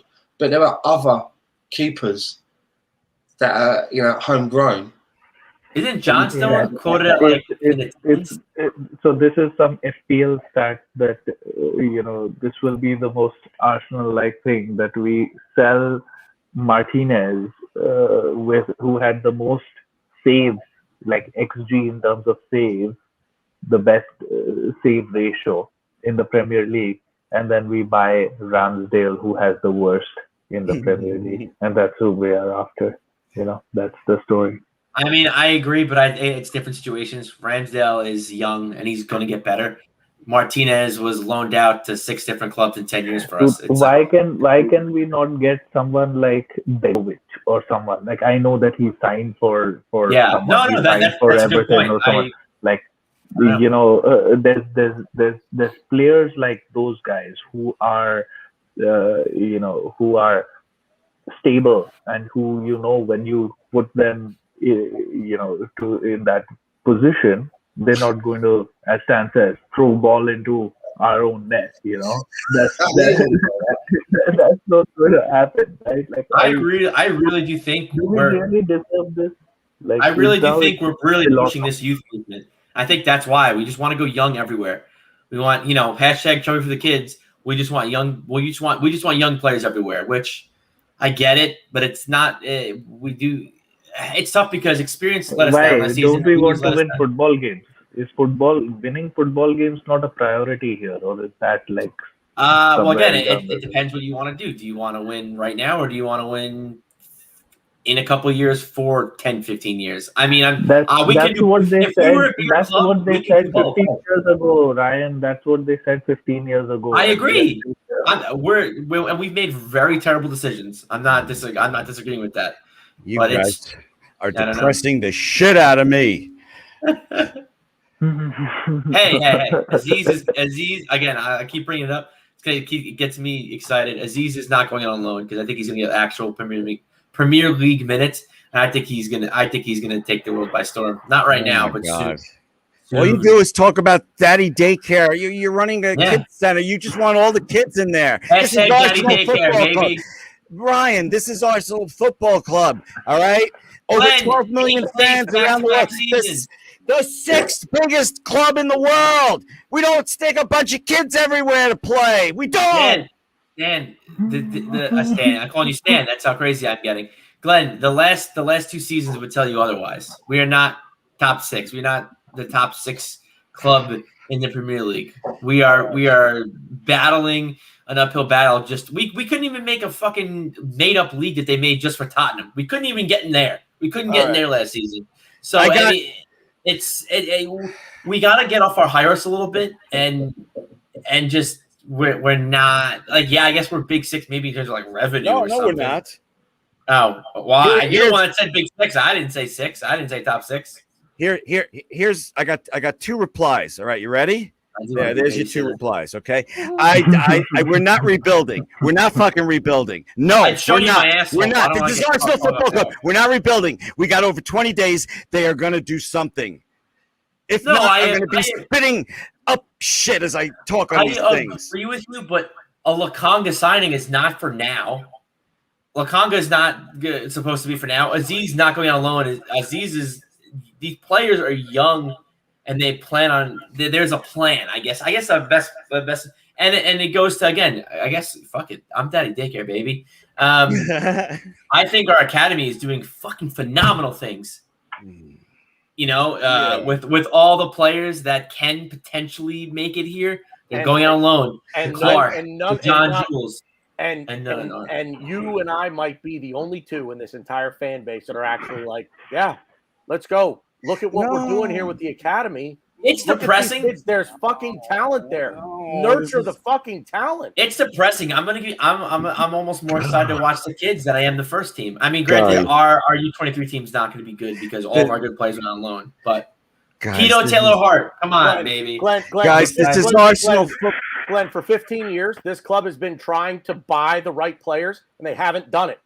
And they haven't brought the kids through. So what this football club has done for the last 15 years is taken the proverbial hammer and done this. Whack, whack, whack, whack. Somebody says, hey, here's an idea. Develop some of the youth that is ultra talented. Develop them, bring them through. See what they can do. And I think Bar- you know what the entire Chelsea, I think fan we base have the yells? best academy. They're kids. They can't play. They're kids. No. You've got bad memories a little bit, I think, because we've done this before, haven't we? We've done Project Kids before, and we've done Project Kids and also paid those kids high wages so they couldn't be snatched up. Players like Denilson, players like Kieran Gibbs, Bellerin when he came in. We had a whole host of them. We're not paying the kids high wages though. Well, they are. We just increased ESR, right? But we are. We've done Project Kids and it didn't work. Yeah, If I remember rightly with Project Kids, we ended up not being able to shift a lot of players on. And nobody wanted to buy them because they were shit and they were overpaid. We have tried Project Kids before. Maybe they were the wrong kids. Maybe they were the wrong kids, granted. But we have tried it. We're too big a football club to have so many on-the-job training people in key positions. No, I disagree. Yeah. How is somebody Tell that to Granit Xhaka. I'll just say this. There is nobody in the world that should be running Arsenal Football Club because, my God, we'd all be shit at it, and the ones that are running it are shit at it themselves. Honest to God. Like, that's where we are right now. Burn the stadium down and build a fucking parking lot. Burn it into a fucking parking lot. I don't give a fuck. Burn the stadium. Burn it down. Burn it down. What's the fucking point in even playing? If we can't go out and buy the most expensive, the best player, three of them, the three best players in every fucking position, what's the fucking point? But listen, I'm so fucking sick of hearing this from this fucking fan base, man. Like, I'm sick of it. Yeah, Glenn, look what you made Tanner do. The fucking entitlement with this fan base is unfucking believable. Like, it is unbelievable. Apply some logic, right? We've just paid 50 million for Ben White, who I don't know much about, but I mean, he's a great prospect, right? We're going to put him straight into the team, and his partner is going to be Gabriel Megalegs, right? Who, again, is another young prospect. Who is teaching these kids? Who's shepherded them? Who shepherded them in that position, in the centre-back position? I mean, when Ben White was at one place, he had Lewis Dunk next to him, right? In Leeds, I think. And then at somewhere else, he had another guy that was a little bit older. Duffy. So, I worry that we've got a centre-back pairing now that there's no shepherd. There's no one. I mean, by default, right, our maturest and senior centre-back is Rob Holding. So Ben White's going to be learning his trade off Rob Holding. Maybe that's why we signed Xhaka. How old is Ben White? We extended Xhaka so we can be the shepherd. 23? 22, 23 maybe. So let me ask a question. These are professional athletes, right? 8 inches. They're professional athletes, right? Around. Think about it. Start calling you but we're not paying 50 million for the finished article. We're paying 50 million for a prospect. Therefore, good. We need to be paying for what we want. If he's a prospect, who's he learning off? Why don't you guys let BG answer the question? He's sick. He wants to ask a question. So they're professional athletes, right? These guys are all professional athletes, right? Yes, ma'am. So is there something in the European water? I interrupted them for that. All due respect to those from Europe and the Europeans watching it, but is there something in your fucking water that you guys need your hands held until you're 30 years old? Because I could give you a litany, a laundry list of professional athletes in North America that are ultra successful that had me leading them, me nurturing them. The number one, Lord help us, Michael fucking Jordan became the absolute best in his sport ever, and he had nobody holding his hand, and he was 20 years old, and he was handed the fucking world. Nobody held his hand. Connor McDavid, hockey player up in Edmonton, nobody held his hand, and he's arguably the best player in the world. Like Nathan McKinnon, but that's fine. Okay, sure. I know. So so taking out the right back, right? Because we're not sure who it's going to be. We've got a centre. We've got a back four, and there's nobody above really the age of 23 years old. There has to be somebody in there guiding them. Why? You want David Luiz? You want to extend David Luiz? I tell you why. Because we've paid for a prospect. They've told us he's a prospect for the future. He's not the finished article. Gabriel Megalegs, he's come from France, right? Doesn't really speak English that well. He's the prospect. He's not the finished article. It's not like we brought in a centre-back that's, 28 and has played at 4 clubs, been in the Champions League, been about a bit, picked up a cup somewhere. I don't see where the experience is. There has to be experience. Otherwise, There does not need to be experience. Who said that? Who said that needs to be so then experience? basically, then when we were here a few months ago, and you were talking about David Luiz was important because of his experience, which is it? No, I said he was our best center back. I said he was our best center back. Let me take it because I got this. Thank Again, you. Go, Tanner. The two things can't exist. It's not that it's not important, but it's important. Not necessary. But it's not always necessary. It is important. Give it the credit that it is due. It is important. And having a player like a David Luiz to nurture these guys and come up to them and put his arm around them and guide them, that's tremendous. But not everybody has that. Not everybody has that. And sometimes you just don't go with it because it's not prudent to do so.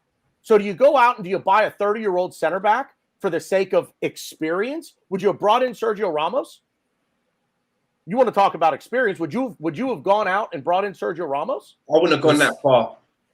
But on the barometer, on the experience barometer, I wouldn't have gone that far. Sure, I get that, but my point is, I guess at some point, if these guys are going to be coddled, and it's the one knock on footballers is they're coddled. Stop coddling them. Stop giving them that guy to say, well, it's your fault because you didn't lead me. You didn't do a good job of helping me along. We need to start paying. That is the mentality of this world in a fucking nutshell. It's somebody else's fault. It's not my fault. Somebody else's fault for not doing my job for me. We need to start paying these. We need to start paying these players for what they're gonna do, not what they did. Okay, but look at Ozil. Look at Ozil. Look at Aubameyang. Look what we did. Look at our fuck ups. It's about time we fucking throw some money at some prospects that are gonna do a job for us. And if they fail, then our scouting department all needs to get fired and taken out back old Yeller style and shot. But we have a department. I mean, I don't know how big it is because I know we're bringing the scouting department back little by little. But we have people that are like on the case, and I would like to think that the club itself isn't good at its job, but you would think like a scout is like not terrible at its job to where he could scout these players. And I know people that are fans of this club that were talking about Ben White before he even got to Leeds. So there's something there. And I cannot let it go that you put Aubameyang and Ozil in the exact same group. It's not at that point yet. No way. Sorry. But I guess the group that I'm putting them in is they were bad extensions. We shouldn't have re-signed either one of them, right? Yeah. And we did them. We did it because of what they did for us, not for what they're gonna do. We need to start playing players what they're gonna do. We fucking finished back-to-back 8th place. We need to start taking some risks, rolling the dice a little bit, spending some money on younger players that are going to set us for the long run. I'm not signing Sergio Ramos. I'm not signing Louis Suarez. We finished 8th, right? Back-to-back seasons, and we're going to give Granit Xhaka a pay rise. I don't buy into it. Yeah, exactly. I don't buy into it. And it's not perfect because I agree with you there, Stan. That it's like I don't. It just what if there's a plan in place to revisit this next year, then it should retain at the very least Granit Xhaka's value, giving him the extra year, because right now he's got 2 years left. So he plays the year, give him the extra year. He still has 2 years left next year. The downfall is he's a year older, and he has a chance to really play himself. Yeah, but he's only like 27. That's not a factor, really. Well, he's 12. Yeah, I mean, in a year's time, it's not a factor. Yeah, I thought that's what you were saying. But overall, the con to this is he devalues himself through his play. That's the con. If the hope is to revisit this in a year, when hopefully clubs have more money with fans being back in the stadiums, then you revisit it. But again, it's does he play? Does he devalue himself through his play? And by the way, Yeah, Right. I see it like But- Mustafi. We spent like 30 million for him, and then when we got rid of him, what did we get? 2 old socks or something, right? So I see the same thing happening with Xhaka. Can I? Just by the way, Oh. just by the way, Xhaka is 28 next month. Oh, He's okay. turning 29. He's turning 29 next month. So So he'll next be- so year, he'll be by the 30. time we sell him, he's going to be 30. I mean, He's going to be pushing 30. And you also, know, nice change in a tire stand. Change Also, his wardrobe. also something to think about too. I don't know how much of an effect it has in Europe, but I know it's an American thing too. Americans do it all the time.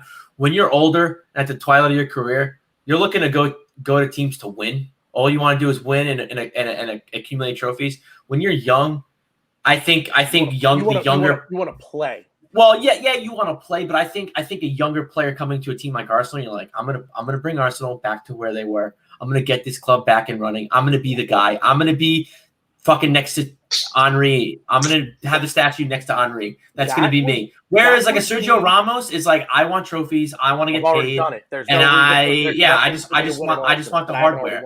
They don't want to. A player like I get what you're saying, Stan. I know Sergio Ramos is a little bit far in the barometer, but like a very experienced player that could do a job for us is not going to want to come to a back-to-back 8th place team. It's just not going to happen. So we have to deal with these prospects. The thing with me and Stan, and don't get me wrong, Stan, I don't wholeheartedly disagree with your point.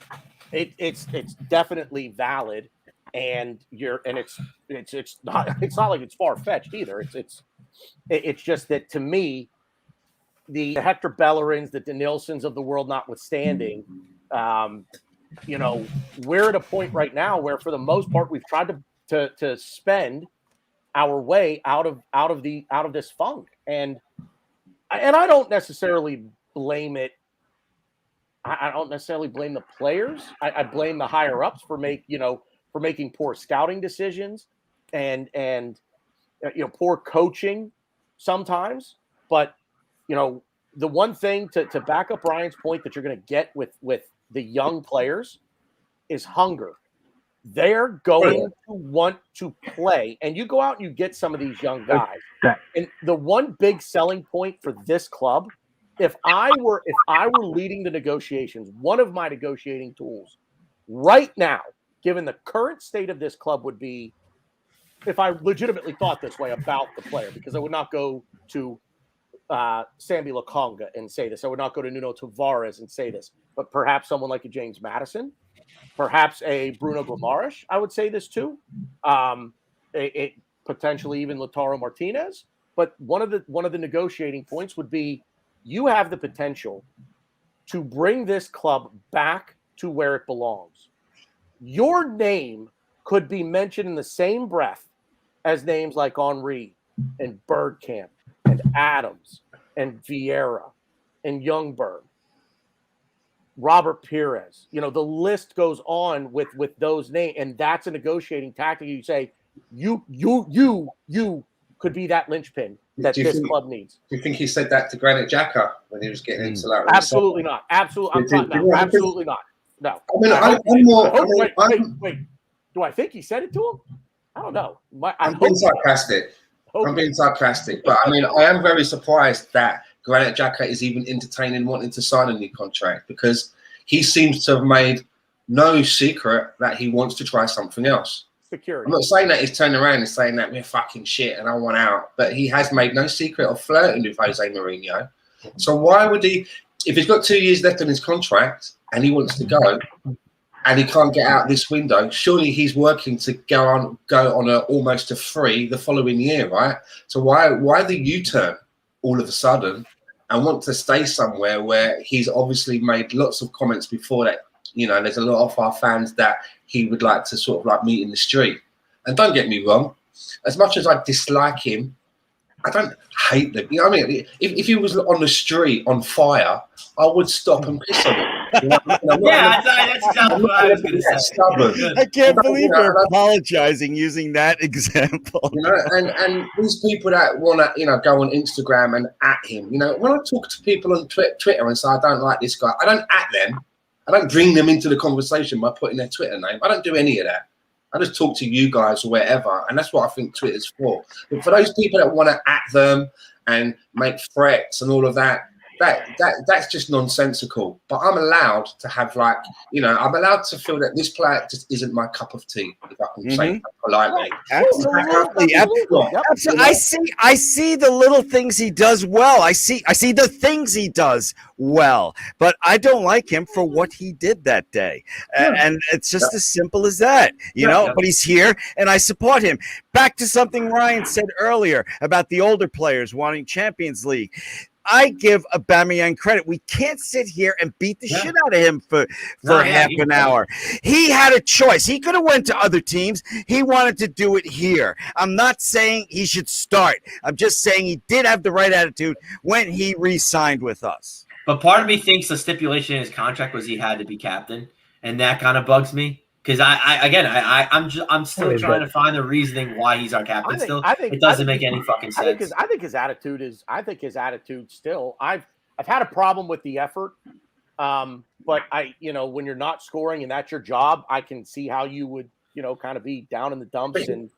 But you think with Arteta, it doesn't. Attitude doesn't mean shit. Hang on, because I interrupted Rohan. Rohan, go ahead.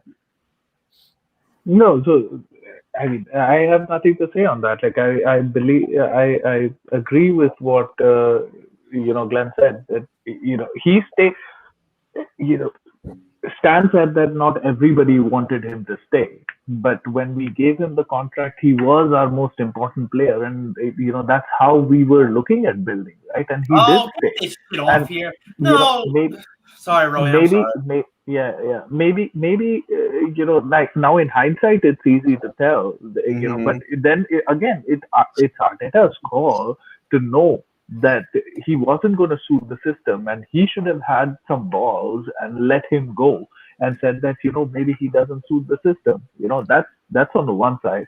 And about the kids, kids can be doing well. We've over the past couple of years, we've got Xhaka, we've got ESR, we've got Martinez, we've got all of we've got Martinelli, we've got these kids that have come through.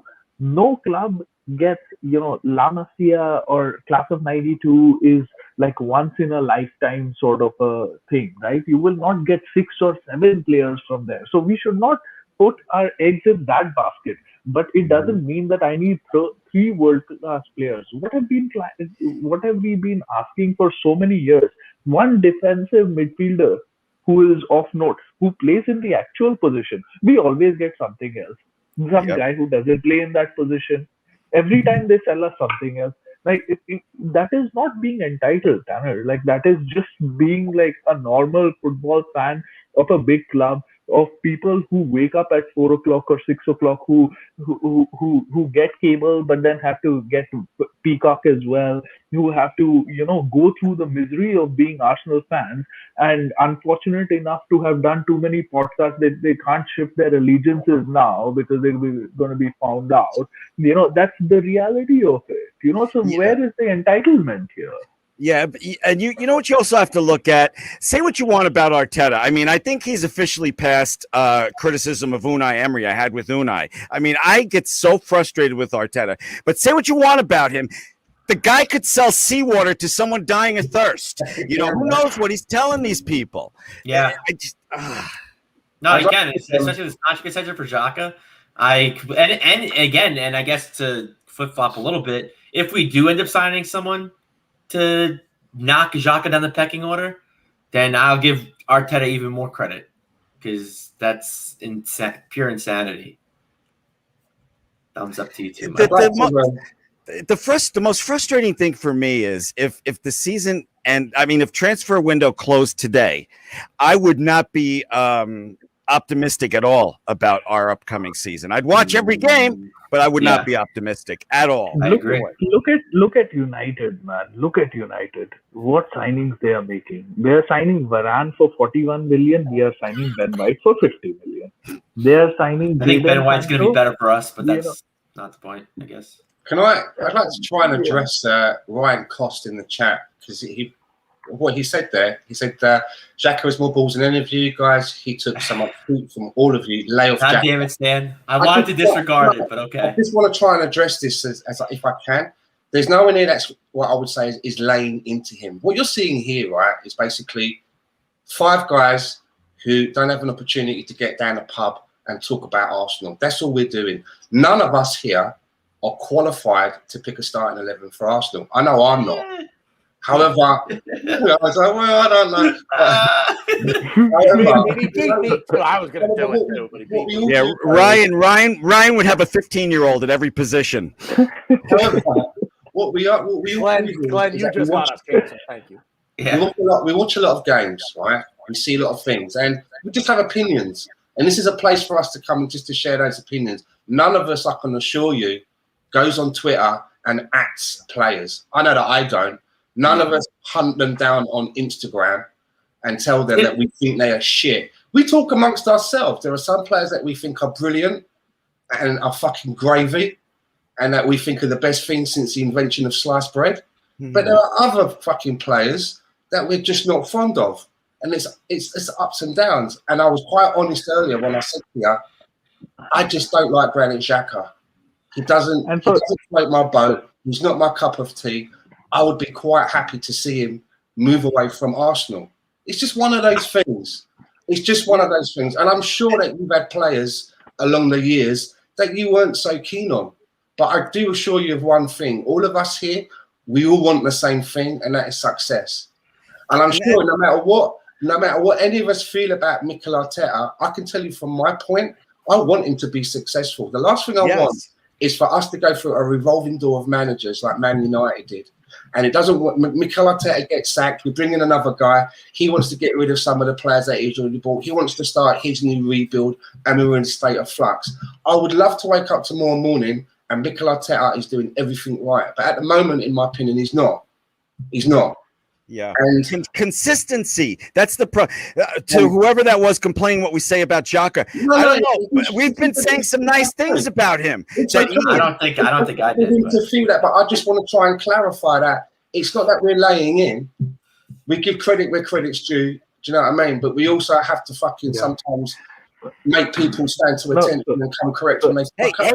More power to the guy criticizing us, because if Xhaka stays consistent, plays all the time like he did in the Euros, I'll be glad to say, hey, dude, you were right. You know, we worked too hard on him.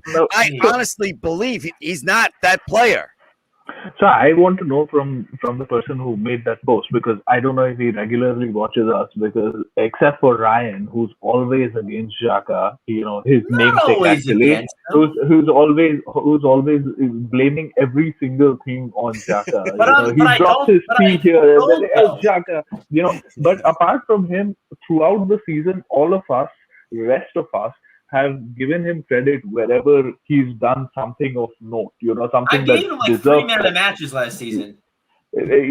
Yeah, okay, let's not talk about that. You know, we'll talk about this, because people say I'm so anti-Xhaka. So this, I don't like him. I don't think he's good for our club, and he's not going to bring us where we want to be. But when he plays well, I'm going to say he plays well. Every time I think about it, I think about that Richarlison goal in which, you know, Leno basically kicked the ball into our own goal, and he scored an own goal, and then Ryan said that it was Xhaka's fault because he let him go. We're not going down this rabbit hole. We're not.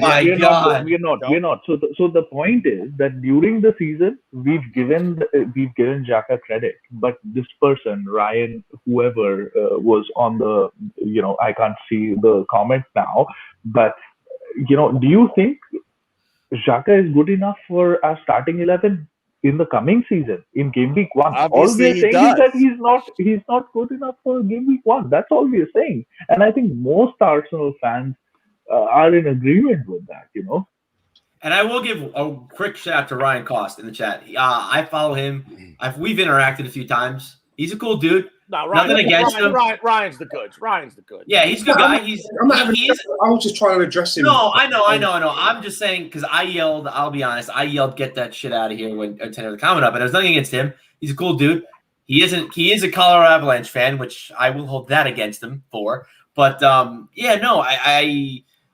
I'm going to make this comment, and I said it on Monday, and Tanner gave me a look like I was crazy, but I do believe this. Xhaka is not even the most hated player at our club right now. He is not the most He might be the most divisive. That could be true. But if we gathered all through all the social media and all that, if you went through who got the most shit out of our club, I guarantee you Xhaka is not. I wouldn't even say he's the bottom 3. Maybe bottom 3. He's not the worst. He's not even the worst. Would you stop arguing with yourself and say who it is? I'm not. I'm just saying he's not even the worst at his position. So like people like dying on this hill of like, oh, don't talk crap about Xhaka. Xhaka's the goods. It's like you're defending someone because people are attacking him. Just stop. It's not like when we signed him. The day we signed him, I was like, fucking hell, this is going to be shit. I didn't even really know much about him. I was open-minded like everybody else, right? But I've been watching him now play for like 5 seasons, and I think that's quite a long time. And I'm just of the opinion that I think that for us to have a rebuild and move on, we need to fucking switch him out of the midfield. That's just my humble opinion. You know, I'm also of the opinion that in hindsight, and hindsight's a beautiful thing, you know, as much as people are hailing Alexander Lacazette at the moment and the way that he's been playing in pre-season and the way that the style that he's playing in the team, well, if that's what you want, then hindsight tells me that we should never have sold Oliver Giroud. We should never have bought Lacazette. We should have kept Giroud, because basically Lacazette is trying to do what Giroud did, but he's not doing it as well. So why did even in what is this? It was because we was you know, remember everyone was saying, we want to move to the next level, and Giroud's not going to get us there. So we spent 55 million on Lacazette, who's basically a B-Tech Giroud in the way that he's playing. So it doesn't make sense. And because we don't have Ozil, Stan. Come on. Preseason? Is he playing preseason? Because I don't know if he is. Because you know, whenever I see him, it's always Lacazette missing a shot. Like now. Wait, you said what, Rohan? What about Lacazette? Is he playing well in the preseason? Because he played well. He goes for a shot, but he always misses it. He's trying to hit it too hard, but he's always just misses the ball. Like I don't know what's up with him. He can't connect with the ball right now. And it's funny the too. The best thing that he does is leaves the ball. The funny thing I will say, and I know people are like, oh, he doesn't take a lot of shots, but he had the highest conversion rate in the Premier League last year in converting shots. So take that for what you will. He didn't play every game. I get that. Yeah, because other times he wasn't able to take a shot because he was missing the ball. Yeah, I mean, whatever. That's all I'm going to say. So I think people give him too much shit sometimes. I'm not saying he's our answer at number 9. He did have a good preseason, bar the Chelsea game. He didn't play that well. But to me, he's, and I've said this on Twitter, he's one of the more frustrating players of this team because I think he can be what we need, but I don't think he's there. I think he's kind of in the twilight of his career. I think he's on our decline, which is why I was kind of fooling around with the idea of getting potentially Tammy Abraham. But now with the Martinez, I don't even know how to pronounce his first name, the Martinez deal, that's interesting. I could see. I don't want to be too pessimistic, but I could see Arsenal kind of papering the cracks of the Xhaka extension and kind of pulling the wool over our eyes and be like, oh yeah, we extended Xhaka, gave him a pay raise, he's getting double the money, and he probably will start for the rest of the season. But we signed Lautaro Martinez, so things are gonna be great, and Josh Kroenke's gonna fucking put the ball in the center of the pitch and be like, hey, Arsenal, be excited. Yeah. And then when Lautaro Martinez ain't scoring any goals, it'd be like, well, he's not getting any service. You know, well, look, he's trying to fucking provide it. Granit fucking Xhaka. So we just go around in the fucking, it's like a hamster on a wheel, right? It just keeps turning round and round and round and round it fucking goes. As I said earlier, the contract for Granit Xhaka right now, before the window has closed, right? The window hasn't fucking closed yet. There's still time. For me, it's lazy and convenient. Yep. I fucking hate this about Arsenal. This is how the Arsenal are now in the transfer market. See, that's the one thing I'll disagree with you, Stan. I don't think it is lazy and convenient. I genuinely think this, and I told you, Sky Sports News apparently said it. This is planned for fucking months ago. No. I'm starting to think this way. I didn't think this way yesterday, but I'm thinking this way today. I think Arteta generally likes Xhaka. I think, and it said Sky News reported. I mean, I will take that for however you want it to take it, but said that Arteta was instrumental in getting Xhaka to extend. So obviously Arteta likes him. Arteta wants him with the Look, club. He doesn't look, want to sell look, him. hang on. I like midget porn. Doesn't mean it's right. Did I say that out loud? Wait. You and me both, brother. Wait, you too. Wow. You three. Oh my God. Confession page. Let me. Whatever floats your boat, Stan. There's no right or wrong here. First of all, instrumental in getting Granit Xhaka to re-sign. First of all, Granit Xhaka is under contract. Number one, he's not fucking going anywhere unless Arsenal signs. Extend.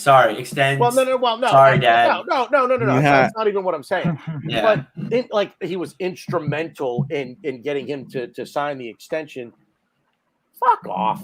You know why he signed the extension? Security. He gets another year, whether it be here or elsewhere, but he gets another year. It's security. There comes a point in every professional athlete's life where they start to this is not the case because he's getting a pay raise, but you start to value the security and the length of the contract over the money that you're actually getting paid. So Granit Xhaka is signing this contract. They offered him more money and they offered him an extra year with an option of a second. What did Mikel Arteta exactly? Would any of you turn it down? Would any of you said, "No, that's okay. I'm good. I don't need that." Would any of you have said no to what they offered him? Mikel Arteta was instrumental. Get the fuck out of here. No, every person on the fucking planet would have said, "Yep, I'll sign that." All right. I don't know. I don't think Why would you not? Tell me what reason why you wouldn't sign it. More money, more security. What's the downside? I don't think there is downside, but I think a player like Xhaka, I think he genuinely wants a new challenge. I think he genuinely thinks his services will best be used with another team. I think he wants to play, and I don't know how much they read social media, but anyone's got to know that we're looking for center midfielders. We're linked to center midfielders. We want to Basuma. We want to. Well, again, maybe it's not his position, but we want that kind of area. So I don't know. I think Arteta needed to kind of talk to him and be like, "Hey, I know you want to go to Roma, but listen, you're under contract with us." In front of him that says you're going to get more years and more money. It's not that simple. It's not that simple. You're making it too simple. It's not that simple. Oh no, it is that simple. It's not though. Are you a professional player? Do you know for a fact? Do you read? Oh, Stan's wife is about to crack the whip. Anyways, I keep calling Glenn Stan today. What the fuck's wrong with me? Kind of say my wife does crack the whip, but again, let's not discuss that. I could be Stan. Hey, now I'm Stan. Does she do Does that make things better? Does she that make it better? Porn? Maybe. Midget porn. No, my son's in summer school. I have to go. I have to get him up to bed. Are you okay? Guys, it was a pleasure. I still say we're getting another midfielder, and Xhaka will be put in his rightful place, which is a squad player. So. Thank you so much. I had so much fun and aggravation, Rohan. I'll see you guys later. Okay, so that actually is kind of a nice segue here into the last question, because this has basically been a Granit Xhaka contract extension bitch fest. But thank you to all 57 of you, and at one point 63 of you that were watching, and thank you to everybody that will watch back on the replay. We greatly appreciate it. Thank you for hanging with us for this long. Staying on the topic of Granit Xhaka, if a defensive midfielder is brought in, because again, Ryan and I are in agreement that Thomas Partey and Granit Xhaka are 1 and 2 respectively on the depth chart in the same position. So Granit Xhaka, but I don't think he is though. Well, no, hold on. Let me rephrase this. If we don't bring in what we need, I think it's going to be the same thing. I think they're good. I think Partey's going to go back to his original place, and I think Xhaka's going to go back to his original place. I'm going to answer the question first. Go for it, buddy. The question is, if we bring in a Bruno Guimaraes, defensive midfielder, or somehow or other, let's say Lucas Torreira comes into the mix, gets back into the mix. Miguel Aziz gets some minutes because he's come up as a defensive midfielder, and when Thomas Partey is back and healthy, he gets the lion's share of the starts, all of the important starts against the Big Six, and Granit Xhaka is relegated to playing second fiddle to Thomas Partey. Are you still pissed off about the contract extension? Let me answer first. Me personally, no, because that is exactly the situation that most of this fan base is screamed about. Well, I want the world-class player, not that he's world-class, relax. I want the world-class player as the backup to the other world-class player. Neither of whom, in my opinion, are world-class players, but you get the point that we want a good, solid backup squad player. If Granit Xhaka becomes that in a month, are you still pissed off the contract extension? Rowan.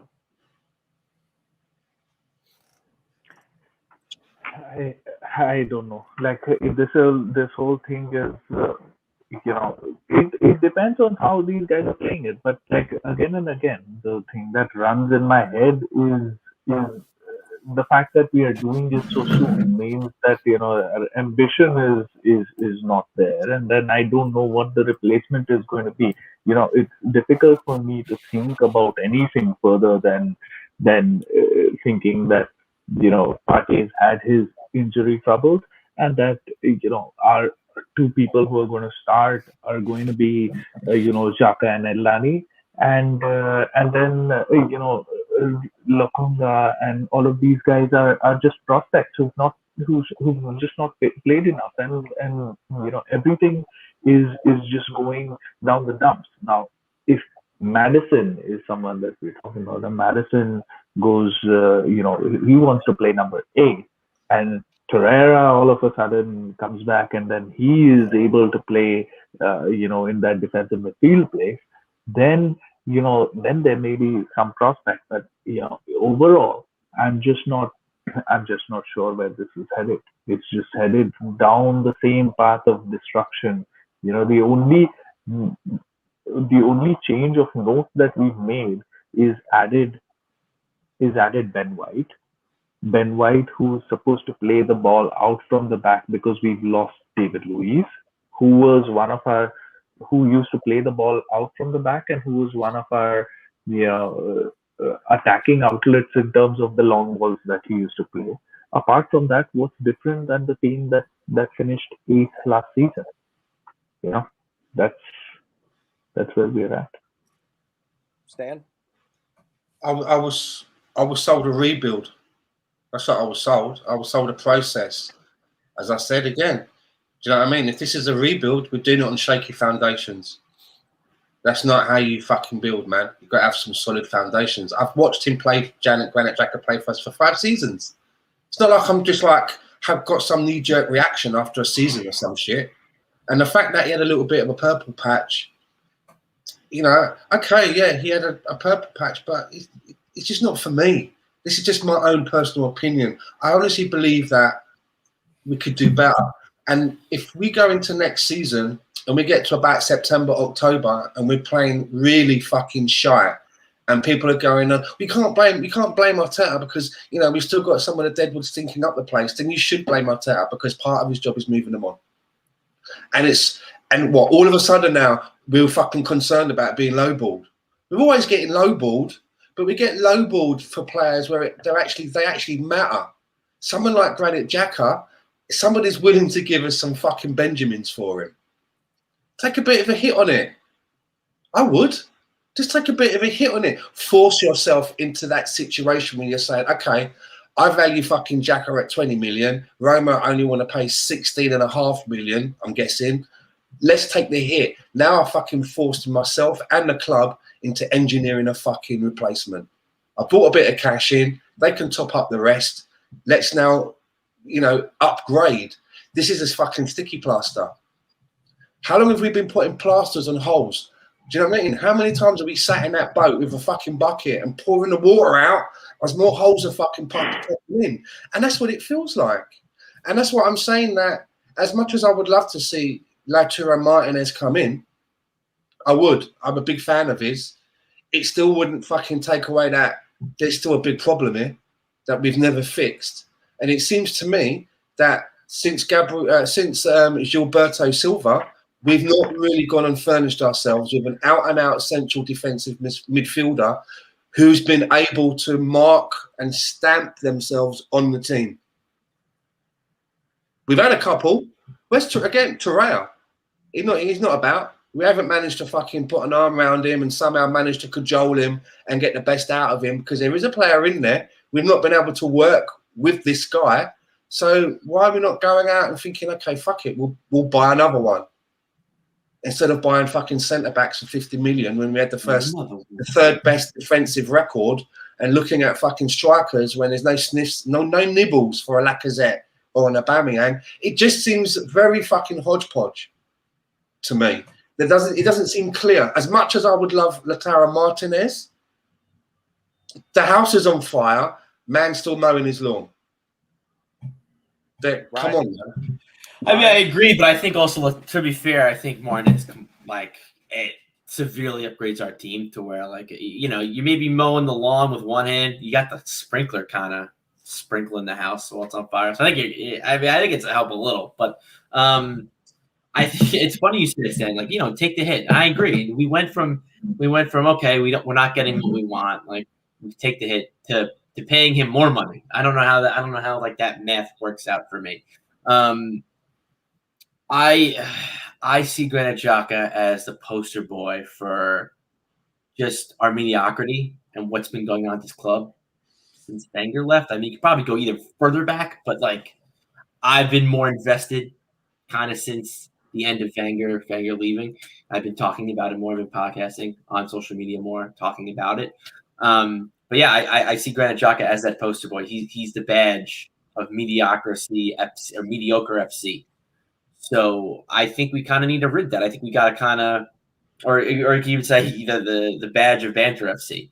And I think that we need to somehow get rid of that, and we need to kind of get our reputation back, which obviously isn't that easy as selling one player. But I think to an extent, this club is kind of rotten to the core a little bit, and we have these players that are just almost like the beaver, just gnawing at the house, gnawing at the wood, or was it cockroaches or termites? I don't know what eats wood, but yeah, there's just these players in our club that just need to go, and it's better for the culture, it's better for our mentality.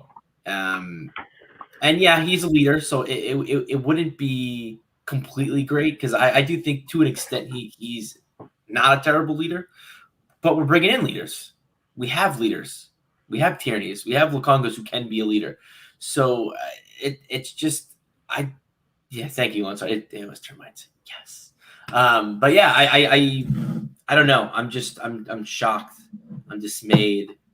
I want to believe Glenn. I want to think that we're going to give a guy a pay raise who's been an integral part of mediocre FC, and then we're going to go around his back and sign his replacement. Or, again, Tanner, whatever. We're going to sign Parky's replacement who's going to replace him, whatever.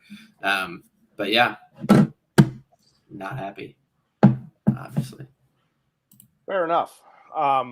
Good-spirited show, fellas. Thanks for picking me up because I got to tell you, the last 2 hours leading up to this, I was feeling pretty shitty, and not because of Arsenal. But it's been fun. Thank you. Now you have one more reason to feel shitty. Well, You're welcome. no, I'm not quite ready to feel. I'm not quite ready to feel shitty about it just yet because I still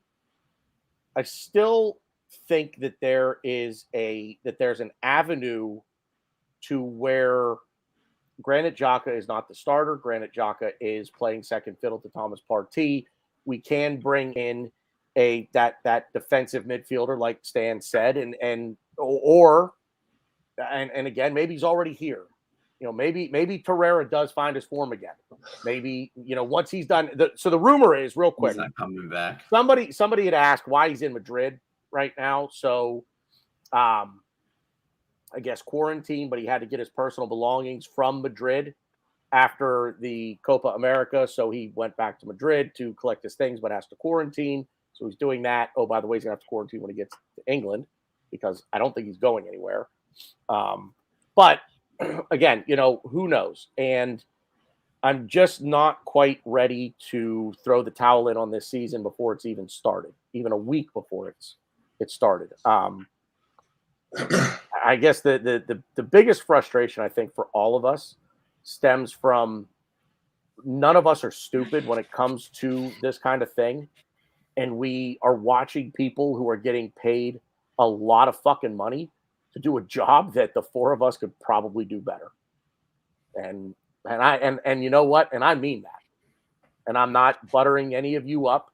I love you all. I don't need to butter you up. I already know that. But the fact is, I think we could all do a better job than what the yahoos who run Arsenal Football Club are doing right now. I mean, the business would have been sorted by now, because the other thing we always talk about is how long it takes us to complete our transfer business. And, you know, we want the business done before the year starts, and that's just not going to happen. So, but hope springs eternal. It's not all doom and gloom yet. It's not going to be all doom and gloom after the first 3 matches. There will be 35 left to play, and who knows? So, anybody, Ryan, I'll just go around the horn here. Ryan, a quick final thought. We're at 2 hours and 10 minutes. Yeah, I agree with you. I'm upset. Definitely it's not good, but I'm not like counted out yet. I'm still gonna watch. You know, you can't. There's still time left the transfer window. Our season hasn't even started yet, so I'm gonna wait it out a little bit longer. But this is just a gut punch. You know, it's I'm in a fight. And I didn't get knocked out, but I got punched in the gut, which definitely hurts. So I'm down but not out. But yeah, sad part is I don't think I would be able to. I was going to say this, but the best part about our club right now is Per Mertesacker, the big fucking German. What he's done with our academy is going to transform us. I hope, but I like our academy, and I know that we're not watching the U23s. This podcast isn't about our academy. This podcast isn't about our U23s. But I really like what he's doing, and he's been so good since he's taken up that role within the academy for our club. So I'm trying to take positives out of it, and hope we batter the scum on Sunday. Stan? Unfortunately, I can't take any positives out of it. I'm just going to be very, very short and sweet. I'm just going to end where I started. This whole Xhaka, and you could say Bellerin contract extension. Again, I'm just going to repeat myself. Lazy and convenient. Rohan? I'm just happy to be back here with you guys to talk about these things. Thanks, Ryan. Really, because I honestly I'm like feeling very sad about the fact that I feel like as disconnected. I've never felt so disconnected with the club, and when I feel so disconnected, I feel like I'm doing something wrong by being so disconnected. I'm not on top of a lot of things that I would have been, tracking on a daily basis during the summer transfer window and looking forward to the season, etc., etc. But I hope it goes well. I hope they know what they're doing, because last season was a drag. The season before that was a drag. I hope that they can, sort of turn it around this time, because, I mean, it's just something that I love, and I know that we all love, and it's sad to see it in such a dire strait, So that's what it is. But I'm truly happy to be here, with you guys and talking about it. It just makes it easier. And we're happy you're back. Believe me, we've missed you. So. Yeah, that's all we got. Went a little long tonight, 2 hours and 13 minutes, but obviously there was some venting that needed to be done. And let's face it, we've called these therapy sessions before, and that's what tonight was. Stan, do me one quick favor, please. Shout out the chat for me. Yeah, man. And also. And also, Stan, like this, what I said also counts for the chat, because whether you agree with me or us as a whole or not, this is at the end of it, all of us or most of us are Arsenal fans, and some of us are here for the banter because you're just like football fans, and everybody is welcome, right? And I've missed interacting with people in the comment section as well. So yeah, Stan, take it away. That was my dinner. Anyway, you're not sentiment. You're not sentiment. FC hate KSC. Ian Matty joined us. Lone Star Londoner as ever was in there this evening. Lawrence Emmanuel, Ian Matty, a lot of regular faces. I think Darren was in there earlier. Darren Gooner Boy. If you're not going to see his YouTube channel, go and check it out. Got some good interviews on there. And Ryan Cost, a new face that came in. Also MFB Says. Just a big thank you to everybody that came in. Mike Hertz was in there as well from Not Another Arsenal Podcast. And if you're not subscribed to Not Another Arsenal Podcast, you should check those guys out. If you're on the same timeline, America, North America, Canada, definitely worth to one to subscribe to. He has a good regular panel on there that talk a lot of sense. Patrick, Tanaka, Zavarai, Mac Mosley, PAPP. So thank you to everyone that was joining us. And if you could just hit the like on your way out of the door, or even the dislike, right? Because it's all about interaction, you know? Yep. So interact, leave a like or a dislike, it all helps. Yep. If you're over on BG Media watching and you're not subscribed yet, please do so over there as well. That is all we got for you. Hope you guys enjoyed tonight's show. We will be back same bat time, same bat channel next week. Channels next week, 9:45 season preview. Give you a few season predictions from the boys here at Same Old AFC USA, and that's it. Good footy talk. We'll see you out there.